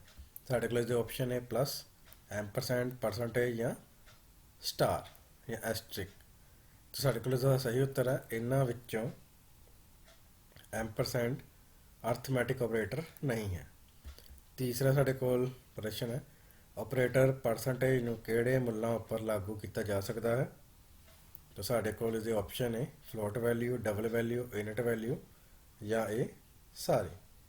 ਸਾਡੇ ਕੋਲ ਇਸਦਾ ਸਹੀ ਆਨਸਰ ਹੈ ਆਪਰੇਟਰ ਪਰਸੈਂਟੇਜ ਨੂੰ ਯੂਨਿਟ ਵੈਲਿਊ ਮੁੱਲਾਂ ਉੱਪਰ ਲਾਗੂ ਕੀਤਾ ਜਾ ਸਕਦਾ ਹੈ। ਅੱਗੇ ਸਾਡੇ ਕੋਲ ਚੌਥਾ ਪ੍ਰਸ਼ਨ ਹੈ, ਨਿਮਨਲਿਖਤ ਵਿੱਚੋਂ ਕਿਹੜਾ ਮੁੱਲ ਯੂਨਿਟ ਦਾ ਸਹੀ ਪੂਰਨ ਅੰਕ ਨਹੀਂ ਹੈ। ਸਾਡੇ ਕੋਲ ਇਸਦੇ ਆਪਸ਼ਨ ਹੈ 3750, 32800, -32767 ਜਾਂ 0। ਸੋ ਨਿਮਨਲਿਖਤ ਵਿੱਚੋਂ 32800 ਮੁੱਲ ਯੂਨਿਟ ਦਾ ਸਹੀ ਪੂਰਨ ਅੰਕ ਨਹੀਂ ਹੈ। ਅੱਗੇ ਸਾਡੇ ਕੋਲ ਪੰਜਵਾਂ ਪ੍ਰਸ਼ਨ ਹੈ, ਸੀ ਵਿੱਚ ਯੂਨਿਟ ਟਾਈਪ ਦਾ ਪਰਿਵਰਤਨ ਰੇਂਜ ਮੁੱਲ ਡੈਸ਼ ਹੁੰਦਾ ਹੈ। ਤਾਂ ਸਾਡੇ ਕੋਲ ਇਸਦੇ ਆਪਸ਼ਨ ਹੈ 0 ਤੋਂ 32767, ਦੂਸਰਾ ਹੈ 0 ਤੋਂ 65535, ਤੀਸਰਾ ਹੈ -32768 ਤੋਂ +32767 ਅਤੇ ਲਾਸਟ ਸਾਡੇ ਕੋਲ -32767 ਤੋਂ 32768। ਸਾਡੇ ਕੋਲ ਸਹੀ ਆਨਸਰ ਹੈ ਸੀ ਵਿੱਚ ਯੂਨਿਟ ਟਾਈਪ ਦਾ ਪਰਿਵਰਤਨ ਰੇਂਜ ਮੁੱਲ -32767 ਤੋਂ +32768 ਤੱਕ ਹੁੰਦਾ ਹੈ। ਉਸ ਤੋਂ ਬਾਅਦ ਸਾਡੇ ਕੋਲ ਇਹਨਾਂ ਵਿੱਚੋਂ ਕਿਹੜਾ ਸੀ ਵਿੱਚ ਰਾਖਵਾਂ ਸ਼ਬਦ ਨਹੀਂ ਹੈ। ਸਾਡੇ ਕੋਲ ਇਸਦੇ ਆਪਸ਼ਨ ਹੈ ਫੋਰ, ਗੋ ਟੂ, ਡੂ ਜਾਂ ਸਵਿਚ। ਸਾਡੇ ਕੋਲ ਇਹਦਾ ਸਹੀ ਉੱਤਰ ਹੈ ਇਹਨਾਂ ਵਿੱਚੋਂ ਡੂ ਸੀ ਵਿੱਚ ਰਾਖਵਾਂ ਸ਼ਬਦ ਨਹੀਂ ਹੈ। ਸੱਤਵਾਂ ਸਾਡੇ ਕੋਲ ਪੁਆਇੰਟ ਹੈ 5/6/3 ਜਮ੍ਹਾਂ 8/3 ਐਕਸਪ੍ਰੈਸ਼ਨ ਦਾ ਮੁੱਲ ਕੀ ਹੋਵੇਗਾ। ਸਾਡੇ ਕੋਲ ਇਹਦਾ ਆਪਸ਼ਨ ਹੈ 4, 2, 2.333 ਜਾਂ ਕੋਈ ਨਹੀਂ। ਸਾਡੇ ਕੋਲ ਇਹਦਾ ਸਹੀ ਉੱਤਰ ਹੈ ਇਸ ਐਕਸਪ੍ਰੈਸ਼ਨ ਦਾ ਮੁੱਲ 2 ਹੋਵੇਗਾ। ਅੱਠਵਾਂ ਸਾਡੇ ਕੋਲ ਕੁਐਸਚਨ ਹੈ, ਇਹਨਾਂ ਵਿੱਚੋਂ ਕਿਹੜੇ ਸੀ ਟੋਕਨ ਹੁੰਦੇ ਹਨ। ਸਾਡੇ ਕੋਲ ਇਹਦੇ ਆਪਸ਼ਨ ਨੇ ਕੀਵਰਡ, ਕੌਂਸਟੈਂਟ, ਆਪਰੇਟਰ ਜਾਂ ਇਹ ਸਾਰੇ। ਤਾਂ ਸਾਡੇ ਕੋਲ ਇਹਦਾ ਸਹੀ ਉੱਤਰ ਹੈ ਇਹਨਾਂ ਵਿੱਚੋਂ ਇਹ ਸਾਰੇ ਸੀ ਟੋਕਨ ਹੁੰਦੇ ਹਨ। ਅੱਗੇ ਸਾਡੇ ਕੋਲ ਨਵਾਂ ਪ੍ਰਸ਼ਨ ਹੈ, ਇਹਨਾਂ ਵਿੱਚੋਂ ਕਿਹੜਾ ਸੀ ਵਿੱਚ ਕੀਵਰਡ ਨਹੀਂ ਹੈ। ਸਾਡੇ ਕੋਲ ਇਹਦੇ ਆਪਸ਼ਨ ਹੈ ਕੌਂਸਟੈਂਟ, ਮੇਨ, ਸਾਈਜ਼ ਆਫ ਜਾਂ ਵਰਡ। ਸੋ ਇਹਨਾਂ ਵਿੱਚੋਂ ਮੇਨ ਸੀ ਭਾਸ਼ਾ ਵਿੱਚ ਕੀਵਰਡ ਨਹੀਂ ਹੈ। ਦਸਵਾਂ ਸਾਡੇ ਕੋਲ ਪ੍ਰਸ਼ਨ ਹੈ, ਸੀ ਵਿੱਚ ਦੋਹਰੇ ਅਰਥਮੈਟਿਕ ਆਪਰੇਟਰਾਂ ਦੀ ਗਿਣਤੀ ਡੈਸ਼ ਹੈ। ਸਾਡੇ ਕੋਲ ਇਹਦਾ ਆਪਸ਼ਨ ਹੈ 5, 4, 6 ਜਾਂ 7। ਸਾਡੇ ਕੋਲ ਇਹਦਾ ਸਹੀ ਆਨਸਰ ਹੈ ਸੀ ਵਿੱਚ ਦੋਹਰੇ ਅਰਥਮੈਟਿਕ ਆਪਰੇਟਰਾਂ ਦੀ ਗਿਣਤੀ 5 ਹੈ। ਅੱਗੇ 11ਵਾਂ ਸਾਡੇ ਕੋਲ ਪ੍ਰਸ਼ਨ ਹੈ, ਇਹਨਾਂ ਵਿੱਚ ਕਿਹੜੇ ਵੇਰੀਏਬਲ ਦਾ ਨਾਂ ਗਲਤ ਹੈ। ਸਾਡੇ ਕੋਲ ਇਹਦੇ ਆਪਸ਼ਨ ਹੈ roll hyphen number, interest underscore paid, sum ਜਾਂ ਇਹਨਾਂ ਵਿੱਚੋਂ ਕੋਈ ਨਹੀਂ। ਤਾਂ ਸਾਡੇ ਕੋਲ ਇਹਦਾ ਸਹੀ ਆਨਸਰ ਹੈ ਇਹਨਾਂ ਵਿੱਚੋਂ ਰੋਲ ਹਾਈਫਨ ਨੰਬਰ ਜਿਹੜਾ ਹੈ ਉਹ ਵੇਰੀਏਬਲ ਦਾ ਨਾਂ ਗਲਤ ਹੈ। ਅੱਗੇ ਸਾਡੇ ਕੋਲ ਆ ਗਿਆ ਸਹੀ ਗਲਤ ਦੱਸੋ। ਜਿਸ ਵੀ ਸਾਡੇ ਕੋਲ ਪਹਿਲਾ ਪੁਆਇੰਟ ਹੈ, ਵੇਰੀਏਬਲ ਅਜਿਹੀ ਮਾਤਰਾ ਹੈ ਜਿਹੜੀ ਪ੍ਰੋਗਰਾਮ ਦੇ ਲਾਗੂ ਕਰਨ ਦੌਰਾਨ ਆਪਣੇ ਮੁੱਲਾਂ ਨੂੰ ਬਦਲ ਲੈਂਦੇ ਹਨ। ਸਹੀ। ਡਿਲੀਮੀਟਰ ਇੱਕ ਚਿੰਨ੍ਹ ਹੁੰਦਾ ਜਿਸ ਦੀ ਵਾਕ ਰਚਨਾ ਅਤੇ ਮਹੱਤਤਾ ਹੁੰਦੀ ਹੈ। ਸਹੀ। ਇੱਕ ਕੈਰ ਡਾਟਾ ਟਾਈਪ ਵਿੱਚ ਹਮੇਸ਼ਾ ਇੱਕ ਬਾਈਟ ਹੁੰਦਾ ਹੈ। ਸਹੀ। ਓਪਰੈਂਡ ਦਾ ਆਕਾਰ ਡਾਟਾ ਟਾਈਪ ਹੈ। ਸਹੀ। ਸੈਮੀਕੋਲਨ ਇੱਕ ਡੈਕਲਾਰੇਸ਼ਨ ਦਾ ਡਿਲੀਮੀਟਰ ਹੁੰਦਾ ਹੈ। ਸਹੀ। ਅੱਗੇ ਸਾਡੇ ਕੋਲ ਹੁਣ ਅਗਰ ਨਿਮਨਲਿਖਤ ਲਈ ਉੱਚਿਤ ਸ਼ਬਦ ਲਿਖੋ। ਤਾਂ ਸਾਡੇ ਕੋਲ ਪਹਿਲਾ ਹੈ, ਕੰਪਿਊਟਰ ਵੱਲੋਂ ਇੱਕ ਪ੍ਰੋਗਰਾਮ ਨੂੰ ਅਣਗਿਣਤ ਵਿੱਚ ਨਿਖੇੜਿਆ ਜਾਂਦਾ ਹੈ, ਉਸ ਨੂੰ ਅਸੀਂ ਟੋਕਨ ਕਹਿੰਦੇ ਹਾਂ। ਦੂਸਰਾ ਹੈ, ਸੋਧਕ ਦੀ ਵਰਤੋਂ ਪਰਿਵਰਤਨ ਵੇਰੀਏਬਲ ਨੂੰ ਇੱਕ ਕੌਂਸਟੈਂਟ ਵਜੋਂ ਡਿਕਲੇਅਰ ਕਰਨ ਲਈ ਕੀਤੀ ਜਾਂਦੀ ਹੈ, ਉਸ ਨੂੰ ਅਸੀਂ ਕੌਂਸਟੈਂਟ ਕਹਿੰਦੇ ਹਾਂ। ਤੀਸਰਾ ਹੈ, ਜੇਕਰ a ਬਰਾਬਰ -11 ਅਤੇ b ਬਰਾਬਰ -3 ਤਾਂ a% b ਦਾ ਮੁੱਲ ਕੀ ਹੋਵੇਗਾ? ਸਾਡੇ ਕੋਲ ਇਸਦਾ ਉੱਤਰ ਹੈ -2। ਉਸ ਤੋਂ ਬਾਅਦ ਸਾਡੇ ਕੋਲ ਚੌਥਾ ਹੈ C ਭਾਸ਼ਾ ਵਿੱਚ ਸੰਪਰਕ ਆਪਰੇਟਰਾਂ ਦੀ ਗਿਣਤੀ ਕਿੰਨੀ ਹੁੰਦੀ ਹੈ? ਸਾਡੇ ਕੋਲ ਸਹੀ ਉੱਤਰ ਹੈ 6। ਪੰਜਵਾਂ ਪ੍ਰਸ਼ਨ ਹੈ, ਜੇਕਰ ਸਾਡੇ ਕੋਲ ਐਸਟਰਿਕ / ਪੈਰੇਂਥੀਸਿਸ ਜਾਂ ਪਰਸੈਂਟੇਜ ਆਪਰੇਟਰ ਹੋਵੇ ਤਾਂ ਇਹਨਾਂ ਵਿੱਚੋਂ ਸਭ ਤੋਂ ਉੱਚ ਮਹੱਤਤਾ ਵਾਲਾ ਕਿਹੜਾ ਹੈ? ਸਾਡੇ ਕੋਲ ਇਸਦਾ ਸਹੀ ਉੱਤਰ ਹੈ ਪੈਰੇਂਥੀਸਿਸ। ਉਸ ਤੋਂ ਬਾਅਦ ਸਾਡੇ ਕੋਲ ਹੁਣ ਛੋਟੇ ਉੱਤਰ ਵਾਲੇ ਪ੍ਰਸ਼ਨ ਆ ਗਏ। ਪਹਿਲਾ ਸਾਡੇ ਕੋਲ ਪ੍ਰਸ਼ਨ ਹੈ, ਡਿਲੀਮੀਟਰ ਕੀ ਹੁੰਦਾ ਹੈ? ਡਿਲੀਮੀਟਰ ਨੂੰ ਸੈਪਰੇਟਰ ਵੀ ਕਿਹਾ ਜਾਂਦਾ ਹੈ। ਇਹ ਉਹ ਚਿੰਨ੍ਹ ਹੁੰਦੇ ਹਨ ਜੋ ਕਿ ਪ੍ਰੋਗਰਾਮ ਦੇ ਬੁਨਿਆਦੀ ਐਲੀਮੈਂਟ ਦੀ ਸੀਮਾ ਨਿਸ਼ਚਿਤ ਕਰਦੇ ਹਨ। ਡਿਲੀਮੀਟਰ ਦੀਆਂ ਮੁੱਖ ਉਦਾਹਰਨਾਂ ਹੇਠ ਲਿਖੇ ਅਨੁਸਾਰ ਹਨ। ਸਭ ਤੋਂ ਪਹਿਲਾਂ ਸਾਡੇ ਕੋਲ ਹੈ ਕੋਲਨ। ਕੋਲਨ ਨੂੰ ਅਸੀਂ ਦੋ ਬਿੰਦੀਆਂ ਨਾਲ ਦਰਸਾਉਂਦੇ ਹਨ। ਇਸ ਦੀ ਵਰਤੋਂ ਲੇਬਲ ਦੇ ਵਿੱਚ ਕੀਤੀ ਜਾਂਦੀ ਹੈ। ਦੂਸਰਾ ਸਾਡੇ ਕੋਲ ਹੈ ਸੈਮੀਕੋਲਨ। ਸੈਮੀਕੋਲਨ ਨੂੰ ਅਸੀਂ ਬਿੰਦੀ ਬਿੰਦੀ ਥੱਲੇ ਕੋਮਾ ਇਸ ਤਰ੍ਹਾਂ ਦਰਸਾਉਂਦੇ ਹਾਂ। ਇਹ ਸਟੇਟਮੈਂਟ ਖਤਮ ਕਰਨ ਲਈ ਵਰਤਿਆ ਜਾਂਦਾ ਹੈ। ਤੀਸਰਾ ਸਾਡੇ ਕੋਲ ਹੈ ਪੈਰੇਂਥੀਸਿਸ। ਪੈਰੇਂਥੀਸਿਸ ਨੂੰ ਅਸੀਂ ਬ੍ਰੈਕਟਾਂ ਦੇ ਨਾਲ ਦਰਸਾਉਂਦੇ ਹਾਂ। ਇਹ ਐਕਸਪ੍ਰੈਸ਼ਨ ਅਤੇ ਫੰਕਸ਼ਨ ਵਿੱਚ ਵਰਤਿਆ ਜਾਂਦਾ ਹੈ। ਅਗਲਾ ਸਾਡੇ ਕੋਲ ਸਕੁਏਅਰ ਬ੍ਰੈਕਟ। ਸਕੁਏਅਰ ਬ੍ਰੈਕਟ ਦੀ ਵਰਤੋਂ ਐਰੇ ਪਰਿਭਾਸ਼ਿਤ ਕਰਨ ਲਈ ਕੀਤੀ ਜਾਂਦੀ ਹੈ। ਅਗਲਾ ਉਸ ਤੋਂ ਬਾਅਦ ਸਾਡੇ ਕੋਲ ਕਰਲੀ ਬ੍ਰੇਸਿਸ। ਕਰਲੀ ਬ੍ਰੇਸਿਸ ਦੀ ਵਰਤੋਂ ਸਟੇਟਮੈਂਟ ਦੀ ਹੱਦ ਪਰਿਭਾਸ਼ਿਤ ਕਰਨ ਲਈ ਕੀਤੀ ਜਾਂਦੀ ਹੈ। ਅਗਲਾ ਸਾਡੇ ਕੋਲ ਹੈਸ਼। ਹੈਸ਼ ਦੀ ਵਰਤੋਂ ਪ੍ਰੀ ਪ੍ਰੋਸੈਸਰ ਡਾਇਰੈਕਟਰੀ ਪਰਿਭਾਸ਼ਿਤ ਕਰਨ ਲਈ ਕੀਤੀ ਜਾਂਦੀ ਹੈ। ਉਸ ਤੋਂ ਬਾਅਦ ਸਾਡੇ ਕੋਲ ਕੋਮਾ। ਕੋਮਾ ਵੇਰੀਏਬਲ ਨੂੰ ਵੱਖ-ਵੱਖ ਕਰਨ ਲਈ ਵਰਤਿਆ ਜਾਂਦਾ ਹੈ। ਲਾਸਟ ਹੈ ਸਾਡੇ ਕੋਲ ਐਂਗਲ ਬ੍ਰੈਕਟ। ਐਂਗਲ ਬ੍ਰੈਕਟ ਦੀ ਵਰਤੋਂ ਹੈਡਰ ਫਾਈਲ ਨੂੰ ਦਰਸਾਉਣ ਲਈ ਕੀਤੀ ਜਾਂਦੀ ਹੈ। ਅੱਗੇ ਸਾਡੇ ਕੋਲ ਦੂਸਰਾ ਪ੍ਰਸ਼ਨ ਹੈ, ਆਈਡੈਂਟੀਫਾਇਰ ਕੀ ਹੁੰਦੇ ਹਨ? ਸੋ ਸੀ ਪ੍ਰੋਗਰਾਮ ਵਿੱਚ ਵੱਖ-ਵੱਖ ਐਲੀਮੈਂਟ ਨੂੰ ਜੋ ਨਾਂ ਦਿੱਤਾ ਜਾਂਦਾ ਹੈ ਉਸ ਨੂੰ ਆਈਡੈਂਟੀਫਾਇਰ ਕਿਹਾ ਜਾਂਦਾ ਹੈ। ਪ੍ਰੋਗਰਾਮ ਐਲੀਮੈਂਟ ਇੱਕ variable, constant, function, array, structure ਆਦਿ ਕੁਝ ਵੀ ਹੋ ਸਕਦਾ ਹੈ। ਆਈਡੈਂਟੀਫਾਇਰ ਅੱਖਰਾਂ ਅਤੇ ਅੰਕਾਂ ਦਾ ਸਮੂਹ ਹੁੰਦਾ ਹੈ। ਇੱਕ ਆਈਡੈਂਟੀਫਾਇਰ ਦਾ ਨਾਂ ਤੈਅ ਕਰਦੇ ਹੋਏ ਹੇਠ ਲਿਖੇ ਨਿਯਮ ਧਿਆਨ ਵਿੱਚ ਰੱਖਣੇ ਚਾਹੀਦੇ ਹਨ। ਪਹਿਲਾ ਹੈ, ਇਹ ਹਮੇਸ਼ਾ ਕਿਸੇ ਅੱਖਰ ਤੋਂ ਹੀ ਸ਼ੁਰੂ ਹੋਣਾ ਚਾਹੀਦਾ ਹੈ। ਦੂਸਰਾ ਹੈ, ਅੰਡਰਸਕੋਰ ਤੋਂ ਇਲਾਵਾ ਹੋਰ ਕੋਈ ਵਿਸ਼ੇਸ਼ ਚਿੰਨ੍ਹ ਨਹੀਂ ਵਰਤਿਆ ਜਾ ਸਕਦਾ। ਤੀਸਰਾ ਹੈ, ਲਗਾਤਾਰ 2 ਅੰਡਰਸਕੋਰ ਵੀ ਨਹੀਂ ਵਰਤੇ ਜਾ ਸਕਦੇ। ਚੌਥਾ ਹੈ, ਚਿੰਨ੍ਹਾਂ ਦੀ ਵੱਧ ਤੋਂ ਵੱਧ ਗਿਣਤੀ 31 ਹੋ ਸਕਦੀ ਹੈ। ਪੰਜਵਾਂ ਹੈ, ਆਈਡੈਂਟੀਫਾਇਰ ਵਿੱਚ ਖਾਲੀ ਥਾਂ ਦੀ ਵਰਤੋਂ ਨਹੀਂ ਕੀਤੀ ਜਾ ਸਕਦੀ। ਸੱਤਵਾਂ ਹੈ, ਆਈਡੈਂਟੀਫਾਇਰ ਕੇਸ ਸੈਂਸਿਟਿਵ ਹੁੰਦੇ ਹਨ। ਅੱਗੇ ਸਾਡੇ ਕੋਲ ਤੀਸਰਾ ਪ੍ਰਸ਼ਨ ਹੈ, ਡਾਟਾ ਟਾਈਪ ਕੀ ਹੁੰਦੀ ਹੈ? ਪ੍ਰੋਗਰਾਮਿੰਗ ਭਾਸ਼ਾ ਵਿੱਚ ਡਾਟਾ ਟਾਈਪ ਪਰਿਭਾਸ਼ਿਤ ਮੁੱਲਾਂ ਦਾ ਇੱਕ ਸਮੂਹ ਹੁੰਦਾ ਹੈ। ਡਾਟਾ ਟਾਈਪ ਡਾਟਾ ਦੀ ਕਿਸਮ ਦਾ ਸੰਕੇਤ ਦਿੰਦੇ ਹਨ। ਸੀ ਭਾਸ਼ਾ ਵਿੱਚ ਪਹਿਲਾਂ ਤੋਂ ਹੀ ਬਹੁਤ ਡਾਟਾ ਟਾਈਪ ਬਣੀਆਂ ਹੋਈਆਂ ਹਨ। ਇਸ ਵਿੱਚ ਅਸੀਂ ਨਵੀਂ ਡਾਟਾ ਟਾਈਪ ਵੀ ਬਣਾ ਸਕਦੇ ਹਾਂ। ਇਸ ਤਰ੍ਹਾਂ ਸੀ ਭਾਸ਼ਾ ਵਿੱਚ ਡਾਟਾ ਟਾਈਪ ਦੋ ਕਿਸਮਾਂ ਦੀਆਂ ਹੁੰਦੀਆਂ ਹਨ। ਜਿਵੇਂ ਪਹਿਲੀ ਹੈ ਬਿਲਟ ਇਨ ਡਾਟਾ ਟਾਈਪ, ਦੂਸਰੀ ਹੈ ਯੂਜ਼ਰ ਡਿਫਾਈਨਡ ਡਾਟਾ ਟਾਈਪ। ਉਸ ਤੋਂ ਬਾਅਦ ਜਿਵੇਂ ਕਿ ਤੁਸੀਂ ਹੇਠਾਂ ਦੇ ਟੇਬਲ ਸੀ ਭਾਸ਼ਾ ਵਿੱਚ ਬਿਲਟ ਇਨ ਡਾਟਾ ਟਾਈਪ ਬਾਰੇ ਜਾਣਕਾਰੀ ਨੂੰ ਦੇਖ ਪਾ ਰਹੇ ਹੋ, ਜਿਸ ਵਿੱਚ ਪਹਿਲਾ ਹੈ data type, keyword, memory size ਅਤੇ ਉਸ ਦੇ ਮੁੱਲਾਂ ਦੀ ਰੇਂਜ। ਤਾਂ ਸਭ ਤੋਂ ਪਹਿਲਾਂ ਸਾਡੇ ਕੋਲ ਹੈ ਕਰੈਕਟਰ। ਕਰੈਕਟਰ ਨੂੰ ਅਸੀਂ ਕੈਰ ਕੀਵਰਡ ਨਾਲ ਦਰਸਾਉਂਦੇ ਹਨ। ਇਸ ਦਾ ਮੈਮਰੀ ਸਾਈਜ਼ 1 ਬਾਈਟ ਹੁੰਦਾ ਹੈ ਅਤੇ ਇਸ ਦੀ ਮੁੱਲਾਂ ਦੀ ਰੇਂਜ -128 ਤੋਂ +127 ਤੱਕ ਹੁੰਦੀ ਹੈ। ਦੂਸਰਾ ਸਾਡੇ ਕੋਲ ਹੈ ਇੰਟੀਜਰ। ਇੰਟੀਜਰ ਡਾਟਾ ਟਾਈਪ ਨੂੰ ਅਸੀਂ ਇਨਟ ਕੀਵਰਡ ਦੇ ਨਾਲ ਦਰਸਾਉਂਦੇ ਹਾਂ ਅਤੇ ਇਸ ਦਾ ਮੈਮਰੀ ਸਾਈਜ਼ 2 ਬਾਈਟ ਦਾ ਹੁੰਦਾ ਹੈ ਅਤੇ ਇਸ ਦੇ ਮੁੱਲਾਂ ਦੀ ਰੇਂਜ -32768 ਤੋਂ ਲੈ ਕੇ +32767 ਤੱਕ ਹੁੰਦੀ ਹੈ। ਤੀਸਰੀ ਹੈ float data type. Float data type ਨੂੰ ਅਸੀਂ ਛੋਟੇ ਅੱਖਰਾਂ ਵਿੱਚ ਫਲੋਟ ਕੀਵਰਡ ਦੇ ਨਾਲ ਦਰਸਾਉਂਦੇ ਹਾਂ। ਇਸ ਤੋਂ ਇਲਾਵਾ ਇਸ ਦਾ ਮੈਮਰੀ ਸਾਈਜ਼ 4 ਬਾਈਟ ਦਾ ਹੁੰਦਾ ਹੈ ਅਤੇ ਇਸ ਨੂੰ ਅਸੀਂ 3.4 ਗੁਣਾ 10 ਦੀ ਪਾਵਰ -38 ਤੋਂ ਲੈ ਕੇ 3.4 ਗੁਣਾ 10 ਦੀ ਪਾਵਰ +38 ਤੱਕ ਇਸ ਦੇ ਮੁੱਲਾਂ ਦੀ ਰੇਂਜ ਹੁੰਦੀ ਹੈ। ਉਸ ਤੋਂ ਬਾਅਦ ਹੈ ਡਬਲ। ਡਬਲ ਡਾਟਾ ਟਾਈਪ ਨੂੰ ਅਸੀਂ ਸਮਾਲ ਲੈਟਰ ਡਬਲ ਦੇ ਨਾਲ ਦਰਸਾਉਂਦੇ ਹਾਂ। ਇਸ ਦਾ ਮੈਮਰੀ ਸਾਈਜ਼ 8 ਬਾਈਟ ਦਾ ਹੁੰਦਾ ਹੈ ਅਤੇ ਇਸ ਨੂੰ ਵੀ ਅਸੀਂ 1.7 ਗੁਣਾ 10 ਦੀ ਪਾਵਰ -308 ਤੋਂ ਲੈ ਕੇ 1.7 ਗੁਣਾ 10 ਦੀ ਪਾਵਰ +308 ਤੱਕ ਇਸ ਦੇ ਮੁੱਲਾਂ ਦੀ ਰੇਂਜ ਹੁੰਦੀ ਹੈ। ਅਗਲਾ ਸਾਡੇ ਕੋਲ ਹੈ ਵੋਇਡ। ਵੋਇਡ ਡਾਟਾ ਟਾਈਪ ਨੂੰ ਅਸੀਂ ਵੋਇਡ ਸਮਾਲ ਲੈਟਰ ਕੀਵਰਡ ਦੇ ਨਾਲ ਦਰਸਾਉਂਦੇ ਹਾਂ। ਅੱਗੇ ਸਾਡੇ ਕੋਲ ਅਗਲਾ ਆਪਰੇਸ਼ਨ ਹੈ ਟੋਕਨ ਕੀ ਹੁੰਦੇ ਹਨ? ਸੀ ਭਾਸ਼ਾ ਦੇ ਪ੍ਰੋਗਰਾਮ ਦੀਆਂ ਬੁਨਿਆਦੀ ਅਤੇ ਸਭ ਤੋਂ ਛੋਟੀਆਂ ਇਕਾਈਆਂ ਨੂੰ ਟੋਕਨ ਕਿਹਾ ਜਾਂਦਾ ਹੈ। ਇਹ ਅੰਗਰੇਜ਼ੀ ਭਾਸ਼ਾ ਦੇ ਸ਼ਬਦਾਂ ਅਤੇ ਵਿਰਾਮ ਚਿੰਨ੍ਹਾਂ ਦੀ ਤਰ੍ਹਾਂ ਹੁੰਦੇ ਹਨ। ਸੀ ਭਾਸ਼ਾ ਵਿੱਚ 6 ਤਰ੍ਹਾਂ ਦੇ ਟੋਕਨ ਹੁੰਦੇ ਹਨ ਜੋ ਇਸ ਪ੍ਰਕਾਰ ਹਨ। ਪਹਿਲਾ ਹੈ ਕੀਵਰਡ। ਇਹ ਪਹਿਲਾਂ ਤੋਂ ਹੀ ਪਰਿਭਾਸ਼ਿਤ ਸ਼ਬਦ ਹੁੰਦੇ ਹਨ, ਉਦਾਹਰਨ ਲਈ int, float, char, if, else, void ਆਦਿ। ਦੂਸਰਾ ਸਾਡੇ ਕੋਲ ਆਈਡੈਂਟੀਫਾਇਰ।